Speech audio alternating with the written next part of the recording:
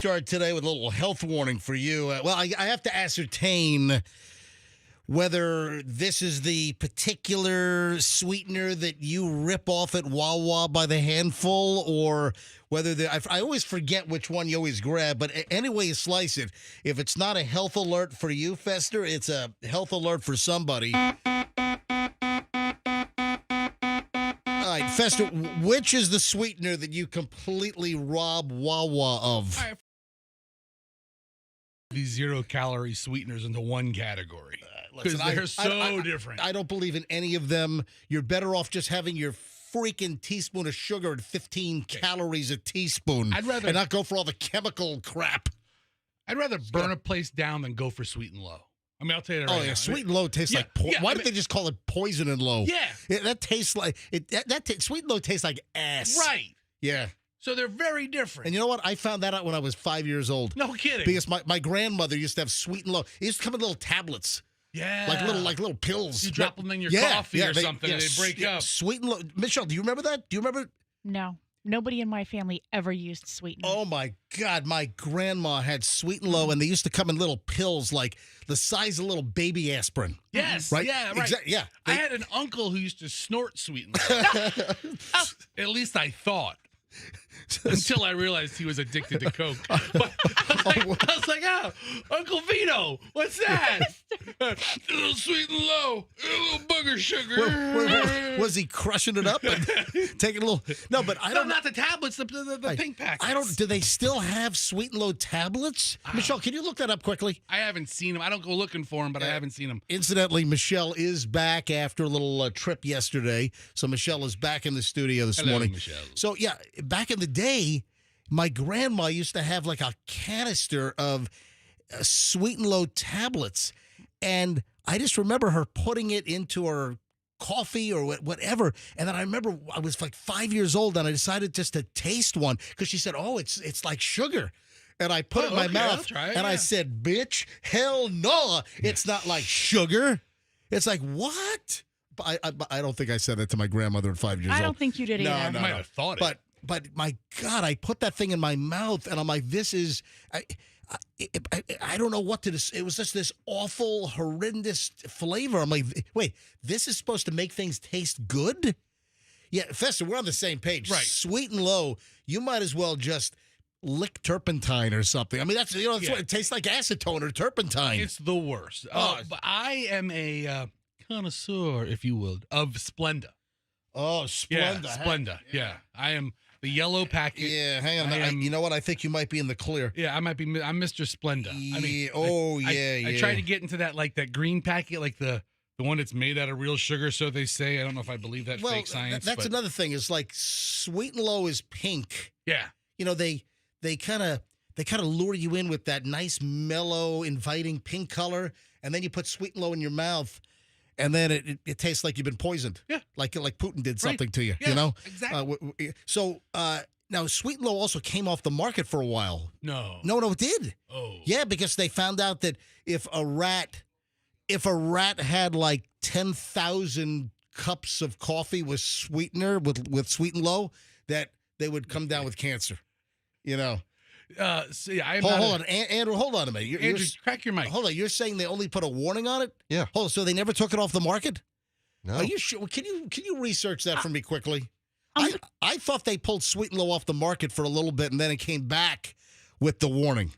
Listen. Just do some quick research because you know me and accuracy. I don't want to be wrong. Yes, Michelle, you're about to jump in. On the Wikipedia, it doesn't say that they were ever pulled off the market, and it doesn't mention the tablets. Oh, well, I guess I'm wrong. Wrong. I guess I'm wrong. We don't need to yell. What? I don't know that we need to yell at each other. Michelle loves when I'm wrong. Yeah.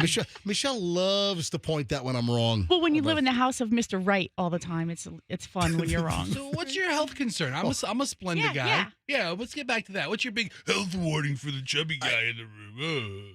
Well, the other thing is I always try to keep track of the colors. So sweet and low, as I was saying, that's the pink packet. Yes. And then there's blue, there's yellow. All right, which one's blue? Equals blue. Okay, equals blue. Splenda's yellow. Did they get together and color coordinate this whole thing? No, they're like a... Did they meet at like a Benjamin Moore store and and like go through the color chart? No, the people at Sweet and Low actually hate the people over at Equal, and both of them hate the people over at Splenda. It's And like, what's the so-called natural one that also tastes like absolute ass? Stevia? Yes. Stevia, Oh yes. God, that tastes like I mean, dirty underwear. I don't know what's wrong with that. I don't know. I'm a big that's fan awful. I'm a big fan of dirty underwear. I say.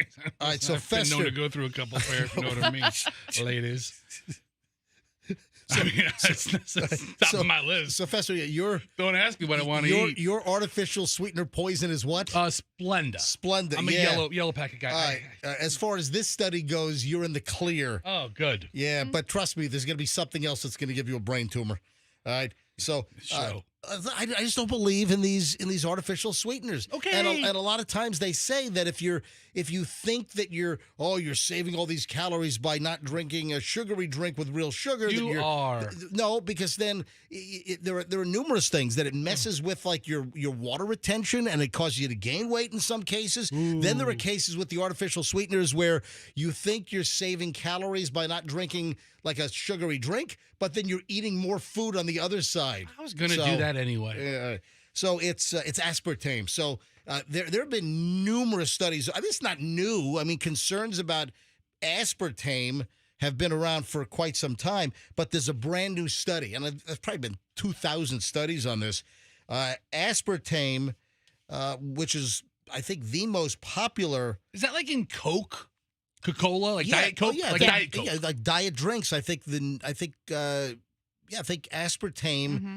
Because the brand names are like NutraSweet, Equal, Sugar Twin. I never heard of that one. Oh, sugar. That's old school. Sugar Twins. That's like late. I think it's like late 70s, 80s. I think it was in a yellow packet too. Sugar Twin? I think so. Anyway, so aspartame, which is 200 times sweeter than sugar, which I don't know. I don't get that.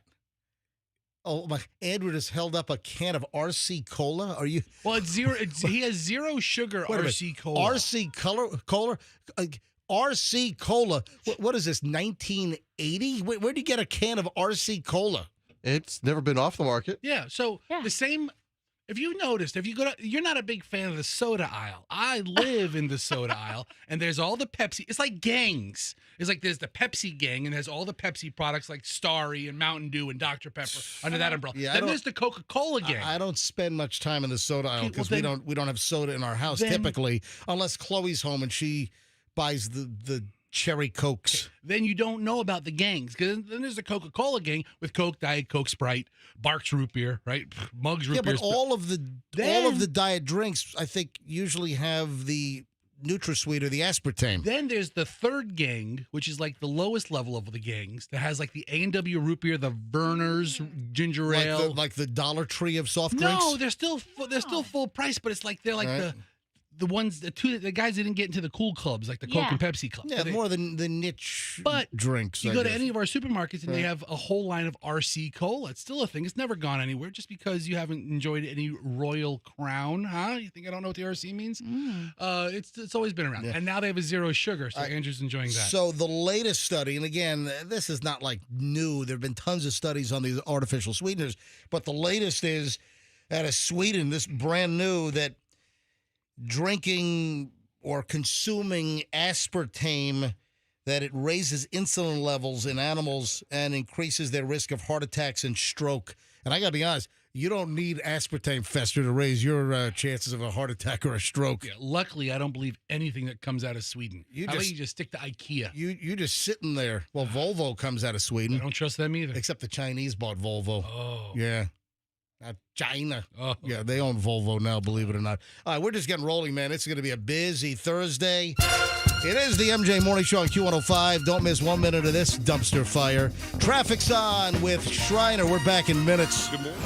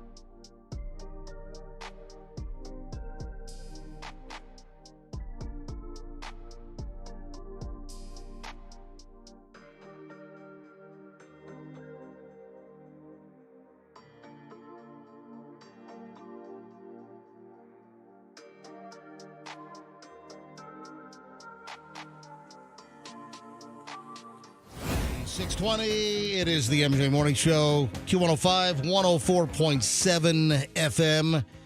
So, what do you think? I posted on my Instagram recently, let me see here. I'm trying to figure out how many days ago it was. So, it's pretty close up on my feed.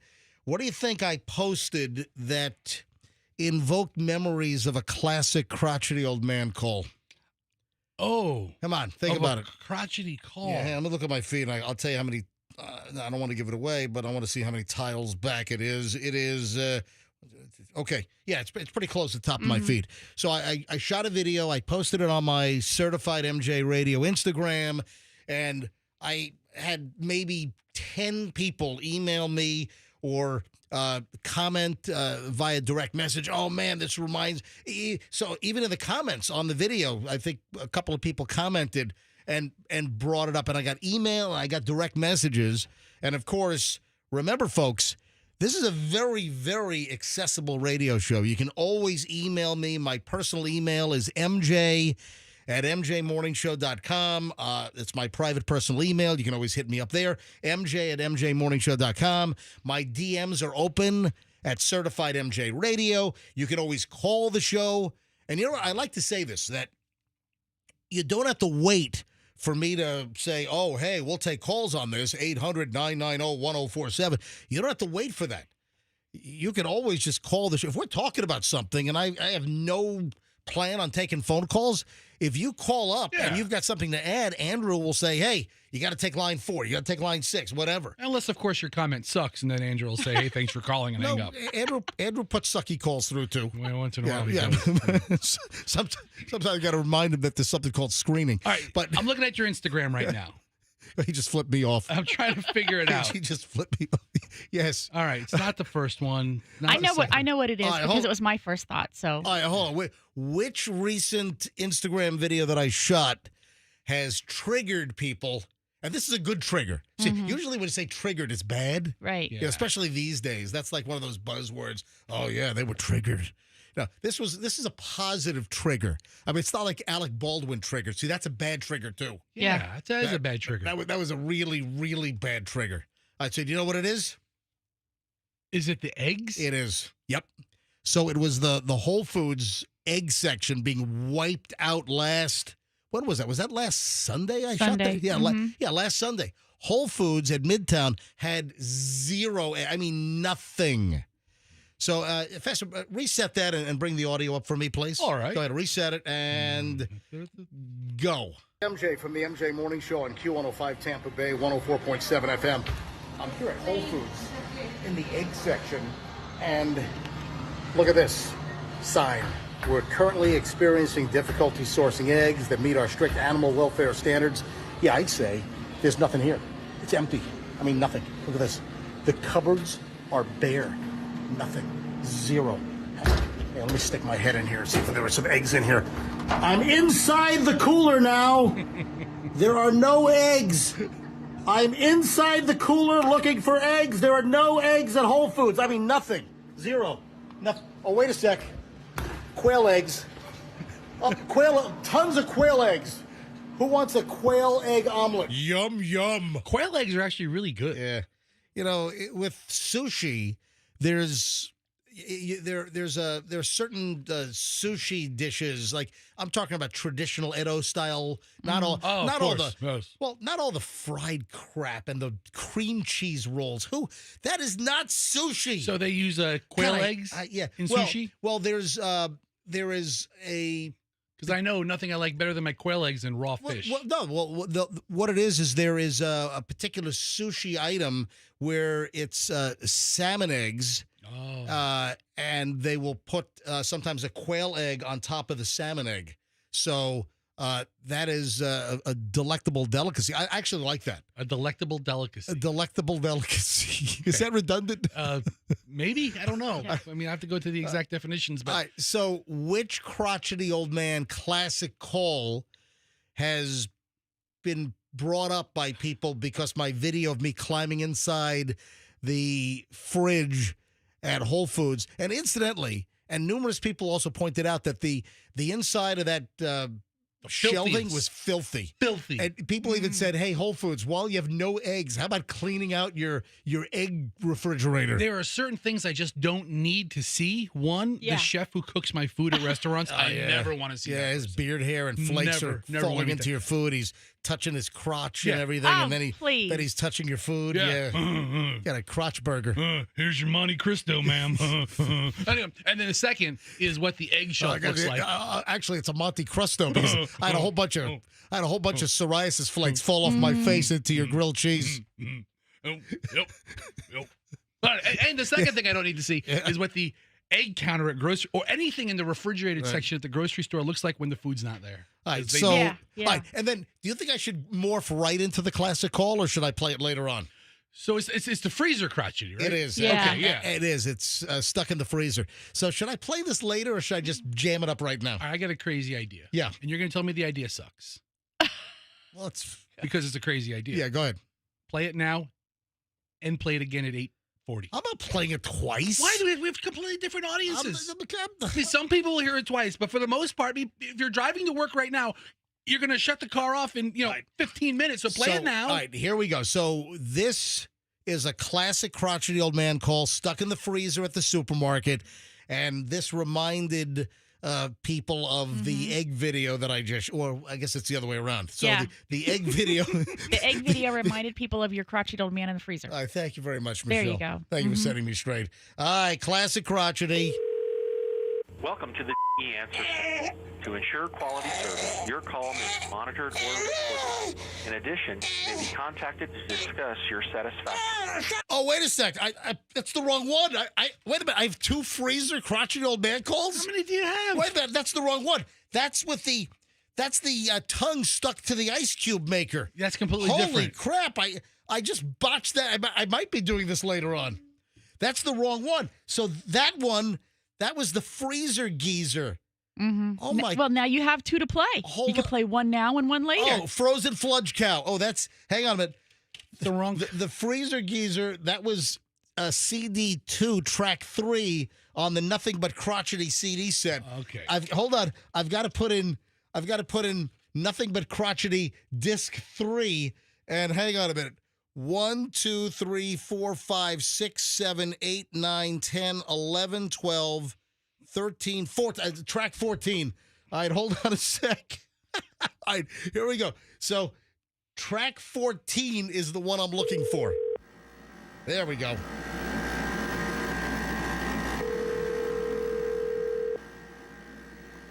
Good morning, and thank you for calling. This is Liz speaking. How can I help you? Oh, no, that's not it either. No, I'm kidding. That is it. All right, hang on. My God, you've answered! Get me the manager pronto!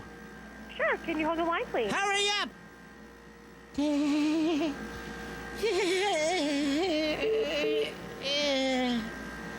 Feeling numb.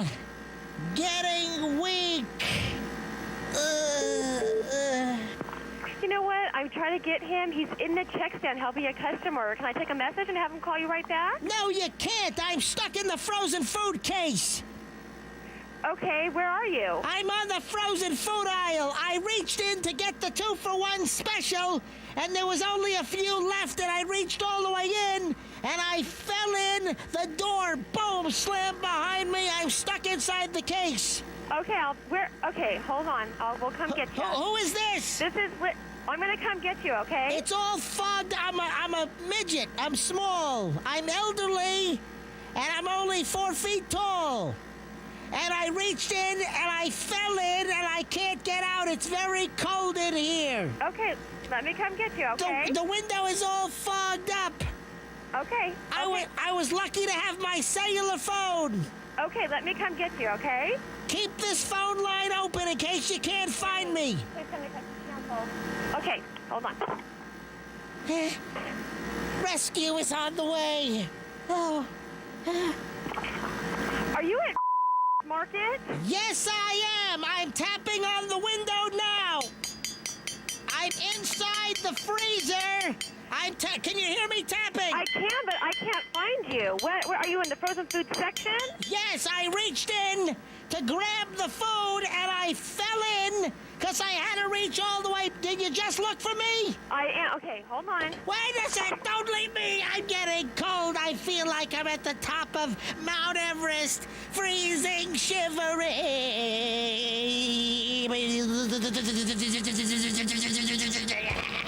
Get me out! Are you calling from the store? I'm calling from the frozen food cooler. Maybe you can't see me because a bunch of boxes fell in front of me. Hold on a minute. Let me move all these frozen dinners. Okay. Salisbury's, don't leave me yet. Hold on, let me clear the way, okay? Okay. Moving all the...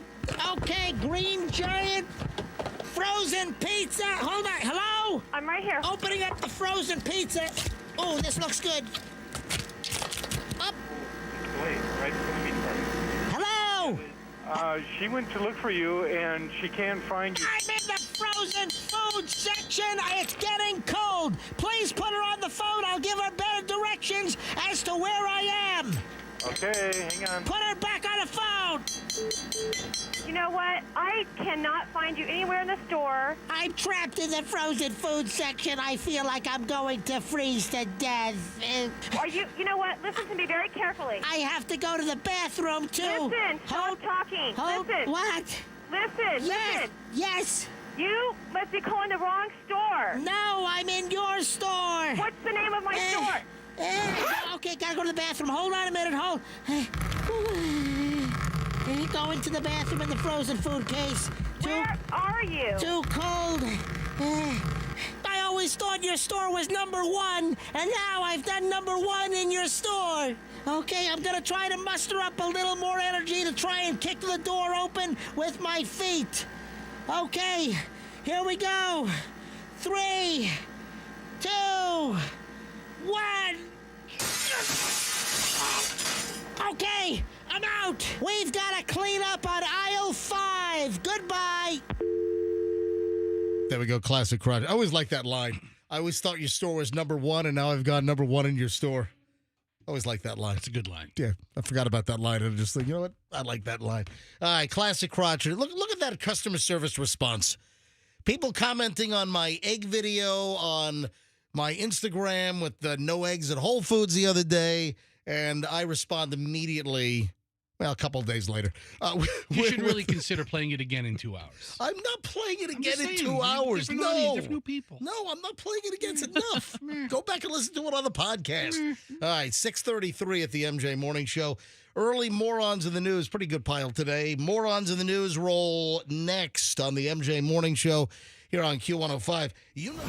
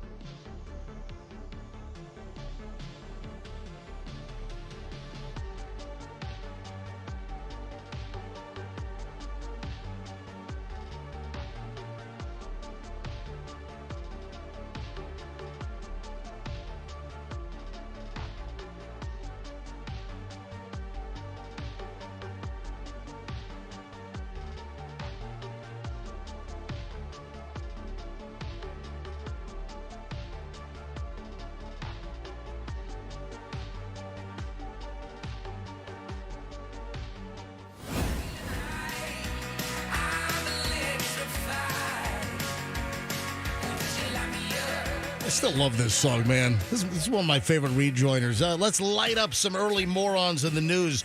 Man, I don't know what it is. I don't. I've got like this bizarre pile of like drug and prison related items here. All right, this is spectacular stuff. Now, I don't recommend that you do this because you'll find yourself incarcerated as well. All right, number one, Grant Parish. Hey, Fester, where does Cajun Fester think that Grant Parish is located? All right, so Fester has no idea where Grant Parish is. And what about Cajun Fester? Well, I tell you right now, Grant Parish is on real quick right in the middle of the state hill. They're like picture the Louisiana boot. Yeah. Because Louisiana look like a boot. The what? Louisiana Yeah. look like a boot. A boo? Like a boot. A like boo? On your, like on your foot. Oh, a boot. Like a cowboy. A boot. Like a cowboy boot. Right, yeah, cowboy boo. It done be about mid-calf. Right there in the center of the state. Grant Parish? Named after that evil President Grant? evil general from the north. So they have a. Oh, wait a minute. So you're telling me that they have a Union general represented in the middle of Confederate Much to my country? much to my dismay. Yeah, I don't think Cajun Fester knows the word chagrin. Yeah, I just thought myself. All Cajun Fester doesn't use chagrin. All right, so this is insane. Union Generals. Grant Parish, Louisiana. Yes. An investigation by the Grant Parish Sheriff's Office led to the arrest of 2 men from Colorado.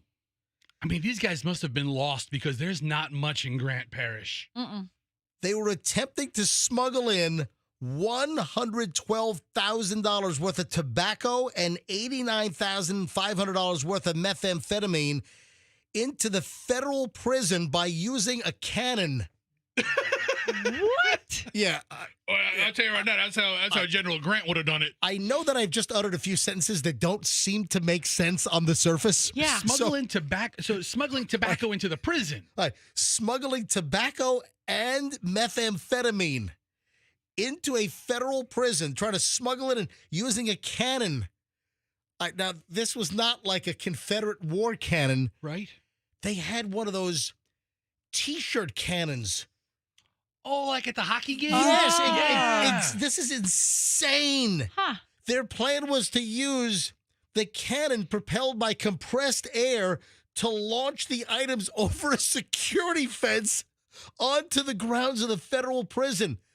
The cannon has a range of shooting items over 350 feet. Where do you buy this? Can you buy it? Yeah. Can you go to Amazon? Can I buy a compressed air T-shirt cannon? I'm sure you can. I mean, every indoor arena team has them. Uh-huh. I mean, and they have a lot of force behind them. They launch T-shirts up into the third hang row. on. Andrew's telling me to go to tshirtgun.com. Okay. Oh my gosh. Yeah, T-shirt. I mean, what else would you call your company? T-shirt, gun. I wonder if that's where they ordered this cannon to shoot the drugs over the fence at a federal lockup. T-shirtgun.com, the original T-shirt launcher. Shop now. Shop now. Oh, that's my it. Yeah. Holy, look at this. The bleacher reacher. Look at this. The bleacher reacher. Yeah, of course. to be able to shoot T-shirts into the bleachers. The bleacher reacher. Oh, in multiple colors is $1,559, $1,559. Oh, there's the micro mini. That's for little infant T-shirts. Yeah. Little baby, little toddler T-shirts. You're launching shirts at the preschool. Oh my God! Look at the T-shirt Gatling gun with multiple tubes to shoot multiple T-shirts at once. That's $4,000. That's pretty awesome. Oh my God! Holy crap! All right, so they used a T-shirt blaster to fire the. That's what they. This is insane. So the security fence surrounding the federal lockup, Jose Francisco Herrera Munoz. That's a lot of names. That is 18 years old of Greeley, Colorado, and Angel Gonzalez Gutierrez, 19 years old of Greeley, Colorado, were arrested for attempting to introduce contraband into a penal institution and attempting to distribute methamphetamine. Holy crap. Oh, U.S. Immigration and Customs Enforcement, ICE, also assisted in the investigation. They're currently having a detainer on Munoz because he's in the country illegally. Yeah, not a good time to be being illegal and then shooting meth over a federal lockup fence with a T-shirt cannon. I mean, you really should have thought dose about it, man. Tshirtgun.com. But I mean, the street value. Yeah. $89,500 worth of methamphetamine they're trying to shoot through a T-shirt cannon over the fence? Holy crap. And then $112,000 worth of tobacco. It's a lot of packs of cigarettes. So, Yeah. who was there to make the rendezvous, to collect the stuff? And was it going to be like during exercise yard time that they were going to, and then go collect? Yeah. I mean, first of all, are there any guards wait. there at all? All right. They wouldn't notice this? I know that cigarettes are I don't smoke. I've never smoked. But I think cigarettes are like $10, $12 a pack these days. Aren't they expensive? Yeah, I think $10 a pack. Unless you smoke 305s, they're about $5 a pack. Yeah, so I know that when I pull up to like a Wawa or Circle K, sometimes they'll have the signs in the window. Yeah. And sometimes the cigarettes are cheap, and I got to believe that those are like just ass cigarettes, right? Yeah, Low Yes. quality? Tastes like ass. Tastes like ass. I just started smoking, so I'm really up to speed on No, this. you didn't. No, I'm thinking about it. Yes, though. no, you're not. Stop it. Don't You're encourage thinking anyone. I'm thinking- It takes a thought. Who started smoking yesterday? Don't encourage anyone. Come on. I'm thinking about it. Come on. But, I mean, think about this. $112,000 worth of cigarettes? That's a lot of cigarettes. How many air blasts from the T-shirt cannon do you need to send $112,000 worth of cigarettes over the fence? There are just too many. There are too many questions regarding the story that are unanswered. Do you have like 3 days to launch into this jail? I mean, it's a long time. All right, so I've got another story that's also prison related, but then there's another one I just thought of that I had in the pile like maybe a month ago, and I didn't do it. So we got to look this one up as well.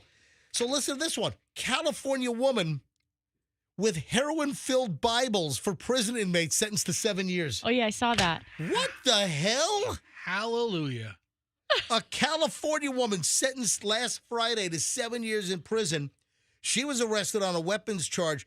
She was found with heroin-filled Bibles addressed to inmates in state prisons.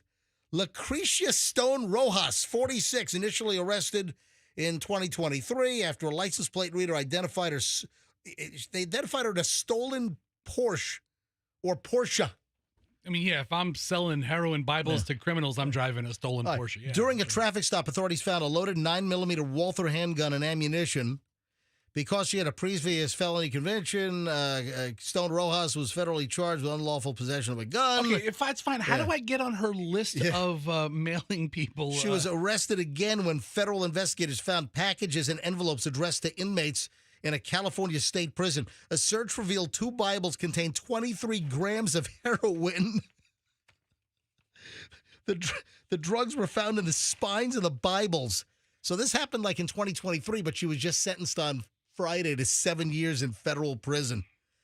My God. Concealed in Bible spines and destined to delivery at 2 California state prisons. That's unbelievable. Smuggling drugs into our prisons endangers both the inmates and the correctional staff. It will not be tolerated. Yeah, thanks, Warden. Said no, that was an acting U.S. Attorney, Andrew Hayden. Anyway, Right. And then quickly go to the Googles. Okay. There was another story which I never got to, and it's probably in one of my leftover piles, but it's faster to Google it. There was a story about a lawyer that soaked drugs into paperwork that he brought into the prison when he was meeting with his clients. Oh, man, that's the best lawyer Oh, ever. my God. Lawyer took... Right there. It's a Florida Yes. Florida story. Yes, Hold on. it was a wait. Florida All right, story. so it's a month old. This a little over. This is from January 8th. Lawyer visiting inmate accused of having something odd on paperwork. Yeah, also, go back to there was a Fox 13 story on this as well. Go back to the Okay. Fox 13 story because the Miami Herald might require a subscription. Okay. Yeah, just go back. Go I'm back. trying. Okay, clicking. you sound like Chad from Saturday Night Live. Okay. Hey, Okay. Okay. Okay. I'm trying here. Okay. All right. Okay. Can you just not let me go back? Okay. Back. Okay. I have to go forward. All right, there. Stop. Fox right. 35 Orlando. All right. Folks, if you haven't heard by now, Fester is the worst person to ask to navigate a computer. And yet, amazingly, I'm still employed. Yeah, unbelievably. All right, Florida attorney arrested for smuggling drug-soaked paperwork into county jail. I mean, talk about balls. No, paperwork. For Jacksonville, a Florida criminal defense attorney is accused of using his professional access to smuggle drug-soaked papers into a county jail. Jacksonville Sheriff's Office arrested Nathan Williams, 37, Sunday evening. This is back in early January, on serious felony charges, including conspiracy to introduce controlled substances into the jail and giving drugs to an inmate. Authorities believe Williams worked with Duval County jail inmates and their families to smuggle the drug-laced legal paperwork into the jail in exchange for money. The sheets were soaked with ADB Pinaca, Pinaca, a synthetic marijuana, also known as K2. I know K2. Or the street names. Or paper dope. So what, And? you cut it up and smoke it? Authorities said the arrest was part of an ongoing Operation Stamp Collection, a sting aimed at curbing the flow of illegal drugs into the local jail. My God. Since February 2024, at least 21 people were arrested on charges related to smuggling or attempting to smuggle drugs into the facility. Can you believe the lawyer? He's done. Done. He's going to go to prison. He's going to be disbarred. He'll be disbarred. This guy ruined his whole freaking life. I mean, that is bringing drugs-soaked legal. Here's all your legal papers, and it's all soaked in drugs. Listen, that's why we call it Morons of the News here on the MJ Morning Show. I like to see this guy's billboard as I drive down the interstate. Unbelievable. Oh, you know my aversion to like DoorDash and Uber Eats and all that crap? No, I haven't heard. I've got I've got another attack. There's another attack involving one of these food delivery guys. This is insane. It's like every day now. There's some kind of a mishap, and this is a brand new attack. We'll get to that next on the MJ Morning Show. And this is just hysterical. An old list of qualifications to be a flight attendant decades ago. Yeah, this is amazing. So we'll get to that next on the MJ Morning Show, Q105.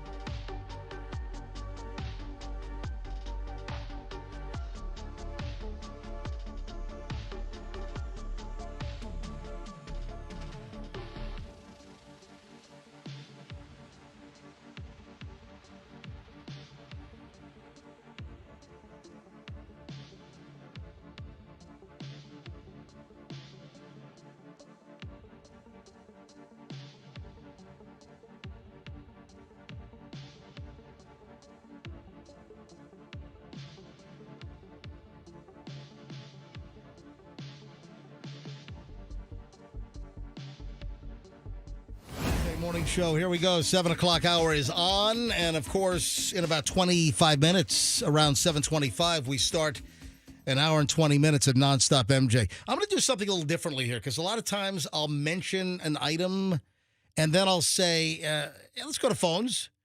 I'm going to say first, let's go to phones, or solicit first and then tell you the story. I'm just going to try this differently. I would like to know, we've asked for crazy crap over the years, and we get it. What is the craziest thing I've ever asked for and the phone's lit up, Fester? Is it the one I'm thinking of that you agree with? There's one that would be on the Mount Rushmore of crazy things we've asked listeners about that always come to mind. And which one is that? The nail gun. Yeah. We had some story where a guy shot it in the face or the head with a nail gun, and we said, hey, anybody shot in the head with a nail gun on a construction site? And the phone's lit up at like every line. I was going from nail gun shooting to another. Anyway, so here's the question. I want to pose the question first and then hit the phones here after I tell the story. But I want to kind of front load this. Have you ever been attacked by your Uber Eats or DoorDash driver? No. Anybody listening? Have you ever been attacked by the food delivery guy or gal? Anybody? Or maybe we could even like add to it with maybe any bad altercation, any kind of a fight. Or listen, the crown jewel is if you were actually punched in the face, or stabbed, or stabbed. Yes, a good stabbing by an Uber or a my God. DoorDash. Yeah, a good DoorDash stabbing. Yeah. All right, so just out of curiosity, has anyone been attacked by their food delivery driver? 800. Am I missing? So DoorDash, Uber Eats, is that Postmates still around? Is that gone? You know, and those that are regular listeners, you know that the food delivery deals are banned at my house. I have never had DoorDash. You know what? I think Chloe's boyfriend, Chet, I think we were out of town, and Chet had a delivery, and I had a meltdown. I had a school Chloe's boyfriend about never, ever having a food delivery at my house again. Yeah, and then he made out with your daughter. Oh, to get even with you. Oh, my God, shut up! Dexter! Like, What is wrong with you? Sorry, miss. What is wrong with you? Sorry, Chloe's dad. I'm Oh, dude, I won. dude, will you stop grossing me out? I won that fight. Jeez. Oh, by the way, Postmates is still a thing. All right. Anybody ever attacked? I don't know if I'm expecting a lot of positive reaction on this one, but have you ever been attacked or had any kind of a nasty altercation? An incident. Yeah, any incident with the food delivery person, DoorDash, Uber Eats, Postmates, whatever else is out there. Grubhub. Thank you. Yeah, Grubhub. That's the other one. Thank you, Michelle. All right, 800-990-1047. 800-990-1047. So fire up the phones if you've ever had an issue, you ever been attacked, you ever had a massive blow. Maybe it didn't even turn physical, but you had like a verbal blowout or some kind of an issue. The reason why I bring this up, and again, hit the phones, 800-990-1047. If you've ever had, or if you know somebody, a relative, friend, coworker that had some kind of a gigantic fight, either verbal or physical, 800-990-1047. The reason why I'm bringing this up is I saw this item. This woman's attacked by her DoorDash delivery driver over a tip. And she's now like recovering from her actual physical injuries. Oh, man. What, tip too much? Yeah, okay. Yeah. This is out of Billings, Montana. It's like, this is the Yellowstone of, maybe the DoorDash guy was that guy Rip from Yellowstone, Oh, you yeah. know? Jeez. She's lucky she didn't get taken to the train station. Oh, that's right. And by the way, I'm not pretending to be any Yellowstone expert here. Yeah. And Michelle and I are very late to the game. We're actually watching Yellowstone now, like 7-8 years after it began. So this is a woman out of Billings, Montana. She's in recovery after being attacked by her DoorDash driver. Oh, my God. All right, Thursday, February 13th, Star Mason. Her name is Star, S-T-A-R-R. By the way, the phones are ringing and calls are on hold. All right, so if you're on hold, hang on. I'll get there. Let me just tell the story first. So Star Mason had a February 13th, 2025. She'll never forget. It was only a couple of days ago. So her oldest daughter was in labor, ready to deliver. My first grandbaby. It was a big deal for me, blah, blah, blah. It was just a few hours later that Mason's biggest nightmare would unfold. After being awake for nearly 24 hours, she decided to DoorDash something for dinner from a Billings restaurant. She ordered a chicken sandwich, a bag of chips, and a huckleberry drink. That sounds really good. Yeah. I've never had a huckleberry drink. Neither have I. I'll put that on my list. After a few, I guess Andrew says they have huckleberry tea at Outback. All right. Yeah, I didn't know that. Okay, I did not know that. All right, so she orders the items, the chicken sandwich, the bag of chips, the huckleberry drink. After a few moments of placing the initial order, she said, oh, no, I want a salad. So she goes back and she adds a small side, soup. So she wanted a side of soup, not salad. So she adds that, but because of the two different orders, they couldn't put but it was only minutes apart, but they assigned two different DoorDash drivers. I mean, they're two different accounts. I mean, that makes sense. You put No, an order in, it's not two different accounts. It's two different orders. two different order Yeah. numbers. Fine. But once you submit an order, it's done. You can't amend an order. Well, Right. The restaurant already has it. It kind of makes sense. So you had to have two different drivers. We added a side order of soup. So at this time, Mason's husband, Charles, was at the movies with her youngest son. Mason says the first driver took over an hour to deliver that food, with most of the time spent in the Applebee's parking lot, according to the driver's location. What, just sitting there? Eventually, the second delivery driver, who requested to remain anonymous, showed up at the restaurant. Mason received a call from the restaurant saying that because she had not received her order yet, they would remake it. Wow, it sounds like a very accommodating restaurant. Both drivers arrived at Mason's house at the same time. What? The chicken, the huckleberry drink, the chips with one driver, and just the little side order of soup with the second driver. So they both converged at her house at the same time. Mm-hmm. My bag has been apparently ripped. So on one of the bags, it appears to be ripped. It looks like it was cut with scissors. Because Oh, the bag was compromised. Yeah. They sealed the bag yeah, before a it leaves. lot of the places staple or seal the order. Because listen, we've had the horror stories of like the DoorDash or Uber Eats drivers dipping into people's, they got an order of popcorn shrimp. They're not going to miss like 4 or 5 of these things. Nope. I'm going to jam my little grubby crotch fingers right inside your food before you eat it. So we've talked about that in the past. So she didn't understand, like, why was this bag opened? Because of the delayed delivery, the tampered food, and the fact that the driver ignored Mason's phone calls while they were just sitting for a ridiculous amount of time in the Applebee's parking lot, Mason did not want to tip him. A confrontation broke out between this delivery driver and Mason. But Mason eventually decided to tip both the first and second driver. She told them both to have a good night before closing the door. That's when the first driver attacked Mason. The woman is attacked by the first driver. He stopped me from shutting the door. He hit me so much with so much force. The only thing that makes sense to me is how he got me down as hard as he did was that his hand was in on the other side and pushed with both hands. All right, how do I say she had it coming without saying she had it coming? Well, hold on. What did this... Listen. Dude, what is wrong with you? Yeah, I mean- What justified the Uber driver? She's already said, I'm not tipping you guys. And that's worth at least a karate chop. But she did tell them to have a good night. Stop it. After she begrudgingly tipped him, she ball up the money and throw it at him? Listen to the rest of the story. The driver pushed the door and Mason's shoulders, forcing her to fall backward with the door slamming against her face.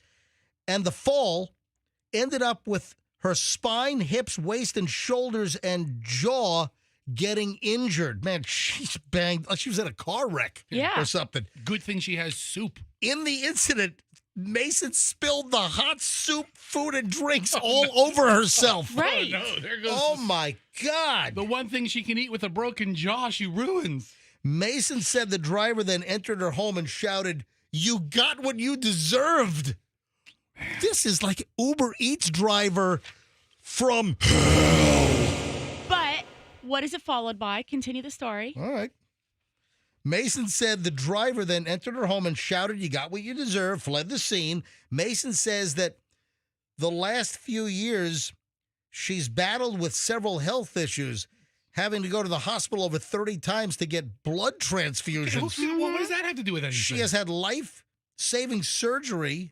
She has life-saving surgery coming up in March because of poor health. Mm-hmm. And because of that, she was unable to defend herself. Right. She says, "I just didn't have it in me to fight. I tried to get the door closed." Mason spent over 4 hours at a local hospital in the emergency room the night of the incident. But what did the second delivery driver do? I'm going to get there. Okay. Michelle, let the show come to you, Michelle. I know, we're trying to get there. Silence. So she reached out to DoorDash about the situation. Do you have the same story I have, or do you have some? The second delivery driver helped her. Helped clean her up. So Mason, Star Mason, was so thrilled. She was grateful because the second delivery driver, as he called the police and got the driver's license plate number, helped clean her up. Did the second driver say something like, "I hope you don't think this is indicative of all the DoorDash drivers"? Oh, my God. Can you imagine? No, you're not expecting it. You know, you have a bag full of food, and all of a sudden they cowboy you. Did Applebee's have to remake the food for the third time? Oh, my gosh. All right, look at the phones here. So I've asked for anyone that's been attacked by an Uber driver. Uber Eats, DoorDash, Postmates, Grubhub. Any of them. Yeah. Have you been attacked by a food delivery driver? Domino's. Or yeah, right? The old pizza delivery guys. Old school. Old Yeah, absolutely.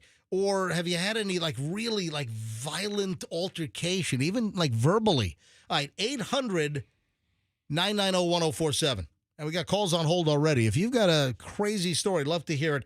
800-990-1047. Let's go to Paige in Winter Haven. Hey, Paige, welcome to the MJ Morning Show. Hi. Good morning. What's the deal? So I'm not a huge fan of DoorDash because I feel like every time I order it, my food comes in wrong or something's missing. But there was one point during COVID where we couldn't go to our favorite local pizza place. And then I realized one day that they were on DoorDash. So I'm like, you know what? We'll go ahead. We'll place an order from them, and we'll just have it brought to the house. Yep. So I got a pepperoni calzone to split and a thing of fries. When it got there, it was not pepperoni. It was sausage, which I am not a sausage fan. And the fries were half the size that they normally were, which was one thing. That's fine. Right. But so I went and I did the thing through DoorDash saying, hey, my order was wrong, and they gave me a partial refund on it. I thought, okay, whatever. So with the fries being half the size, did you think that the restaurant just kind of skimped on you, or do you think the DoorDash driver was noshing on the way to your house? Gross. No, I think it was just that they skimped. I assumed that it was probably just because they were probably losing a lot of money during COVID. Listen, a lot of places did, yeah. So I didn't say anything about that. I was a little ticked off that it was the wrong flavor. I mean, my boyfriend still ate his portion of it, but I ended up with nothing to eat. Yeah, your boyfriend will eat the sausage all day. Yes. Right. That sounds horrible. What? What? Ma'am, please. All right, go ahead. So what happened? So I did a phone call shortly after they gave me the partial refund on it from the pizza joint itself, and it was the owner's wife. She's screaming at me, why did you do a refund? Why did you do a refund? And I'm like, well, it was wrong. She's like, it was not wrong. I'm like, well, actually, it was. I said, it wouldn't normally be a huge deal, but like I ended up with nothing to eat from this. I made myself something, and she's like, well, you still got the food and you still ate the food, right? I said, well, half of it's sitting in the fridge, but it still was not what I paid for. So she's throwing a fit on the other end of the phone, and I'm like, listen, we've ate at your restaurant for years, and if this is how you're going to act, I don't think that we're interested in coming back, because this is a little ridiculous. Wow. Over, I think it was like $7.50 that I ended up getting back through DoorDash, but I didn't realize that when you do that, DoorDash charges the restaurant back. Yeah, of course they do. Yeah, Where do you think they get the money from? Yeah, they're not going to absorb it. So, listen, it could have gotten worse. I mean, Oh, it did. Wait. Let's get to that All part. right, It's better. All right, get to the good part. So I hung up on her because she was just throwing an absolute fit. I guess she went into the order record, got our address, and she came to the house. What? So she's knocking on the front door, and I'm like, I think I recognize this woman, but I'm not sure. So I open the door. I'm like, hi, can I help you? And she spits in my face. What? She spat in your face? Gross. What And the? She's yelling at me, telling me that we're what's wrong with the world and everything else in like whatever language and English mixed. And I shut the door because I'm like, I'm not dealing with this. Went and cleaned my face off, and while I'm doing that, That is a battery. I mean, did you call the cops? I didn't. I just told her that she was on camera and she needed to leave. Why wouldn't you call? Hold on a sec. You're in Winter Haven. Why wouldn't you call? Are you Winter Haven Police or Polk County Sheriff's Office? Polk County Sheriff's Office. Oh, man, Grady Judd. He would have loved. He would have loved this story. So I did end up having to call them after the fact, but when she spit in my face, I was like, just leave. Just you're on camera. If you don't leave, you should have throat punched her. Yeah, right. So I shut the door, and I was watching her on the camera throw a little temper tantrum out front. I had a huge potted plant that it was so pathetic. I couldn't help but laugh a little bit. She like tipped it over like she was trying to break it, and then she hurt her foot kicking it. And it was just an absolute scene. This is the best call of the week.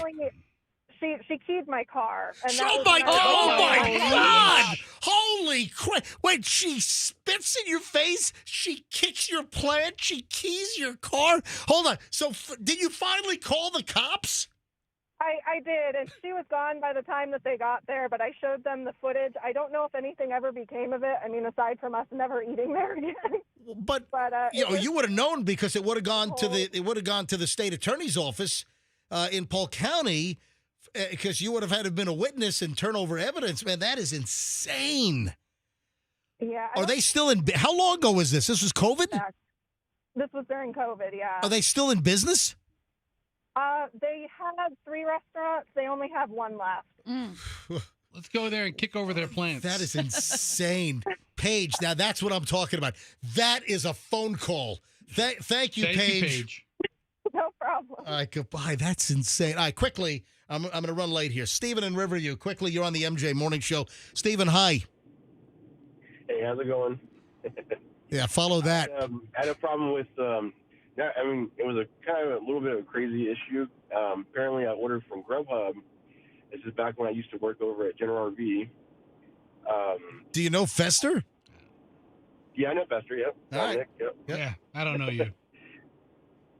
Yes, you do. All right. You see me. I have no idea. I have no idea who you are. All right, what's up? 6 years. 6 years. So basically, I ordered from Wawa, and so the order came through and everything else. I spent like $28 plus the tip. Well, the guy stiffed me. He basically took the food, and I had to report him for Grubhub and stuff, and they finally reordered the food. They finally come. The guy never showed up or anything. So apparently they sent it to the first building alive.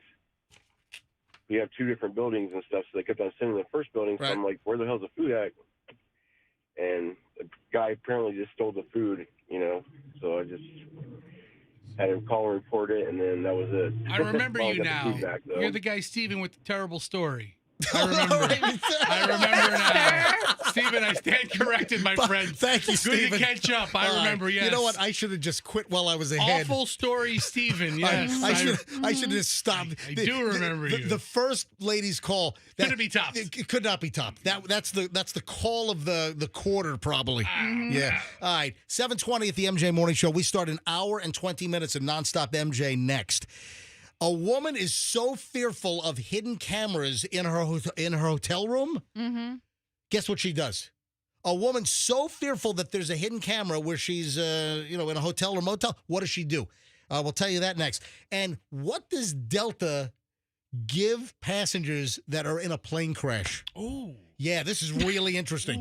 Ooh. What did Delta do for the plane crash victims that all walked away from the crash up in Canada? Yes, Michelle, you're raising your hand? No. Okay.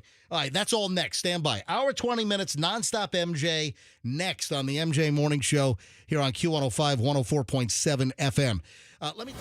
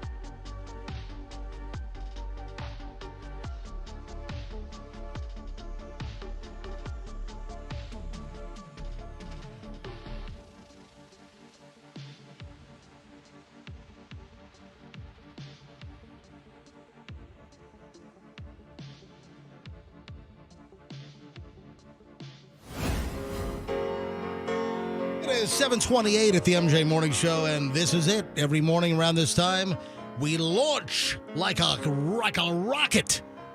Over an hour and 20 minutes of nonstop MJ. All right, let's get right into it here. First of all, Michelle, you sent me this, I believe. And you were just in a hotel the night before last. You were just in a hotel. That's correct. Did you do what this woman did, or did you see the story after you just stayed in a hotel? Oh, no, I thought about it. But you know what? It looks like a lot of work. I got to be honest. I mean, I'm not really sure that I could I could manage that. So, at least not without you. What's her fear again? She has a fear, right? Uh-huh. Yeah. So I got to get to the item here. There's a story about a woman who is so terrified of hidden cameras that she builds a tent over her hotel bed. So to prevent a hidden camera in the hotel room from capturing you, she fabricates with sheets and blankets. This is fake news because you'd be walking around the room. Dude, this is from one of my favorite travel blog websites, View from the Wing. How dare you say the story is fake? All right, so when I think of cameras in hotel rooms, I for some reason I think of double-sided mirrors. Really? Or the big piece of glass in there. That's where I think they would hide the camera. That never occurred to me. I remember, we've talked about this before. I remember there was an item, and I want to say, I don't know if it was a 60 Minutes story when I was a teenager, but remember the old-style hotels? I'm sorry, not hotels, motels. Oh, yeah. The old-style motels where you had all the doors facing out to the parking lot. So you had the first level. You could literally have your car 3 feet from the front door of your motel room, and you're parked up right against the curb stop. And then there's your door. Oh, there's room 106. Parked right in front. And then you had a second floor, and it's like the old I think of a Florida motel style, but they were all over the place. And then you had a reciprocal design. So you had one side, and then on the other side, it was just the exact same thing, just on the opposite side. Right. But a lot of those old motels had a service corridor in between rooms.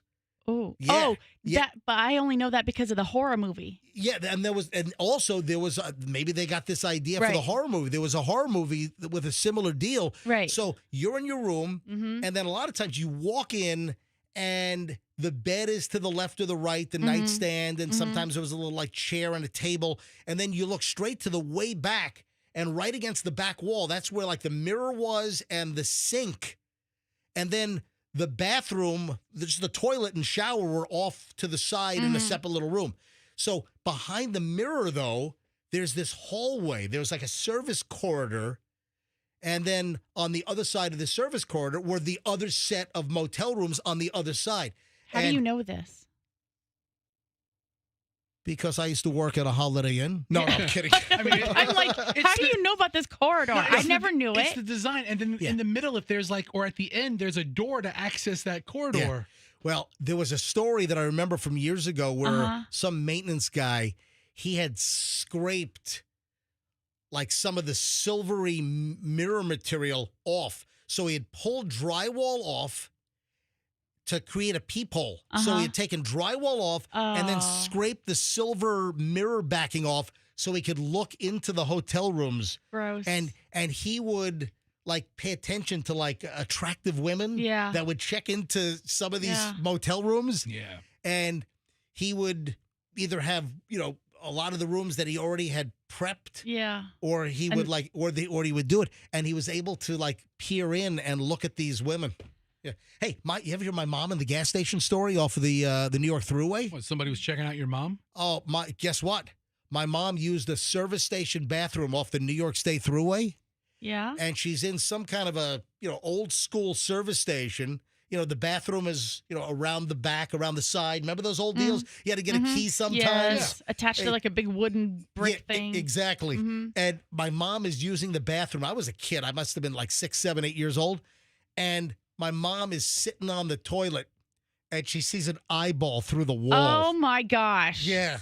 True. That's gross. True story. An eyeball through the wall. And then it was a big brand of gas. I can't remember what it was, whether it was like Exxon or Gulf or Mobil. But she and my dad, they contacted the some main office for the oil company. And, you know, these are typically just, you know, service stations that just are franchised. But there was like a big investigation. And I think my mom, she got something out of it. But that's, can you imagine? She got a new friend. You're sitting on the toilet and you see an eyeball through the wall. I mean, what do you do? Do you finish? Do you stand up? Because then like you're exposed. Your pants are down. I'll tell you what you do. You take your finger and you three stooge them. You know, that's what you do. Right? You go ahead and jam your finger in that eyeball. Whatever. I mean, I think I'm on camera every time I use a public bathroom. I put on a show. I mean, I dance like I'm at the Pink Pony Club. I mean, I put on a show. You know, it's like a fireworks show because Fester blows up whatever bathroom he's in, right? What was that story? Remember that story where the police were called? This is an old story. The cops were called to a Home Depot. It was exactly. It was a Home Depot. I just saw this a couple of weeks ago on YouTube. We did the story like was it a year ago, 2 years ago? Guy goes into a Home Depot and says, "Everyone get out! I'm gonna bomb this place. I'm gonna blow this place up. I'm gonna blow this place up." And like some of the customers, they rush out and they tell the front desk at Home Depot, they call the cops. There's an investigation. And the guy was just joking about like, you know, he was going to have some kind of a movement that, you know, the old expression, I'm going to blow that bathroom up. I mean, he wasn't really going to blow it up, but you know, it was, you know, figuratively, he was going to blow it. Anyway, so back to your hotel story. Back to the motel story. Yeah, this woman, she brings rope. This is like a MacGyver deal. This woman brings rope and she hangs sheets and comforters to make a tent over her bed just in case there's a hidden camera in the motel room. The sleeping in the bed part is the best of the stuff that can happen. All right, walking around naked. I'm going to show the picture. I'm going to hold this up to MJTV. So I'm holding this up to the camera right now, and you can see the picture of this. And the woman has rope like tied to the ceiling, and she's got the sheets dangling to protect her from any kind. You know, there's also, you know, you have those electronic detectors, or you have the hidden camera detectors that you can buy. I don't know how effective they are, but you know, if you go on Amazon or you just do a Google search for electronic bug and camera detectors, there are numerous things on the market that you can buy that allegedly will tell you if there's an electronic listening device or a camera hidden in there. All right, 7:36 at the MJ Morning Show. Of course, the huge news a couple of days ago was that crash landing up in Toronto at Pearson at YYZ. The Delta flight from, what was that, Minneapolis, St. Paul? Mm-hmm. You know, one of those regional jets, Bombardier, which was then subsequently purchased by Mitsubishi. But it was a CRJ 900 regional jet. We all saw the video, and there were multiple angles. But the craziest video is the angle from inside a small single-engine plane cockpit. And, I mean, that's just the timing that the pilot of that plane that was off to the side decided to roll video on his camera phone and track the plane landing. Mm-hmm. What'd you call it the other day, Fester? I mean, the guy's a big aviation nerd. He's going to save that video. Right. And do what with it? I mean, Michelle. Don't encourage him, please, Yeah, Michelle. Michelle, I mean, why are you egging him on? Knock that was it a- off. That was a private joke. Knock it off. Guy's going to put it in his little aviation video spank bank. Please stop. That's what I said. Come That's on, what I said it off the air, though. That's grotesque. And Michelle's trying to bring it back up. What Listen, are you I was like, doing? MJ, have you seen this video? And What are then you she's like, why would this guy shoot this video? I All said, right, because he's an aviation nerd. He's going to put this in the aviation spank bank. So we saw that video of the Delta regional jet touchdown, and you can see that the main gear, which is the gear underneath the middle of the airplane, under the wings, that's the main gear, and then the front gear obviously is the front gear. But you can see that the main gear, and it looks like the right side just hits hard. I mean, that plane slams down, and it looked like the right wingtip or the winglet hit the ground, caught the ground, and then it causes the wing to rip off. The plane then kind of goes sideways, flips over. We all know the result. The fireball that trailed the airplane with the flaming jet fuel. But unbelievably, every single person got off that flight. Was it 80 total? Like 76 passengers and 4. Yep. Mm-hmm. Yeah, 76 passengers and 4 crew, 2 pilots and 2 flight attendants. Everyone walks off the thing. You know, we played the audio of the people, being evacuated and no video. Yeah, okay, yeah, the guys really wasn't a lifetime deal. I tried to get it on video. If it did not hamper the safe evacuation of the airplane, I would probably roll video too, because when are you ever going to get that kind of video? I mean, imagine the views you'll get on Instagram with that. Oh, no, you would have tagged the video in the front. MJ from the MJ Morning Show, Q105, 104.7. My plane just crashed. Dude, there's a reason why, because I want people to know that we're back on 104.7. Oh, I understand That's why you do it, yeah, but you would have yeah. done it in the plane Right. crash video, too. All right, so here's the question. This is the reason why I'm bringing this up. Story came out last night. Mm-hmm. What Delta did for the passengers. Okay. Delta has already offered money to the passengers. How much money do you think they offered? Oh, my God. Big airline like Delta? Do you get like bonus miles in your frequent flyer account if your plane crashes and flips over and you're hanging upside down like a bat? Triple miles. Yeah, triple miles. No. It was cash. So how much, Michelle, did you see the story? Oh, I'm looking at the story on. Oh, I did see the story, but I just did some quick research. I wanted you to guess. All right. All right, Hey. so Oh, I already know. I know. That's why I'm disqualifying you. All right. Festa, did you see the story yet or no? no, of course not. All I don't right. So Delta has offered a specific dollar amount to every passenger already. All right. Do you know what that dollar amount is? Do you want a serious guess or a joke guess? No, I want a serious guess. I bet you $150,000. Oh, dude. But, I mean, for such a Guess what? traumatic, If we were- life-changing experience. If we were playing the mountain climber game, you are over. Oh, hang on a sec. I got to hit the mountain climber game. You're over. Yeah, he falls off the cliff. Then oh, boy. And then the Bob Barker shove. And we'll have more pricing games coming up next. Yeah. I mean, all right, pain and suffering and just the trauma and the PTSD. A multi-billion-dollar company like Delta, $100,000 per person. By the way, something interesting about Delta. Do you think they have to make an insurance claim on that jet? You think they're calling Jake at State Farm? No, they're calling Flo. Or Flo. Flo. Who's the annoying guy that hangs around with Flo? What's his name? Yeah. Anyway, so no. Jamie. Yeah, that's right, Yeah. Jamie. Delta and a lot of airlines, they're self-insured. So they do not have insurance on the airplane. They absorb that. Delta I believe, is self-insured. Oh, thank God. So they're not calling up, Geico or something. means They're I'm- not calling up the Lizard. Hey, we just crashed a CRJ 900. That means I'm not going to have to see a stupid farmer's commercial about it. Yep. Oh, yeah. Plane rolling on the runway? Yeah. Well, we know that.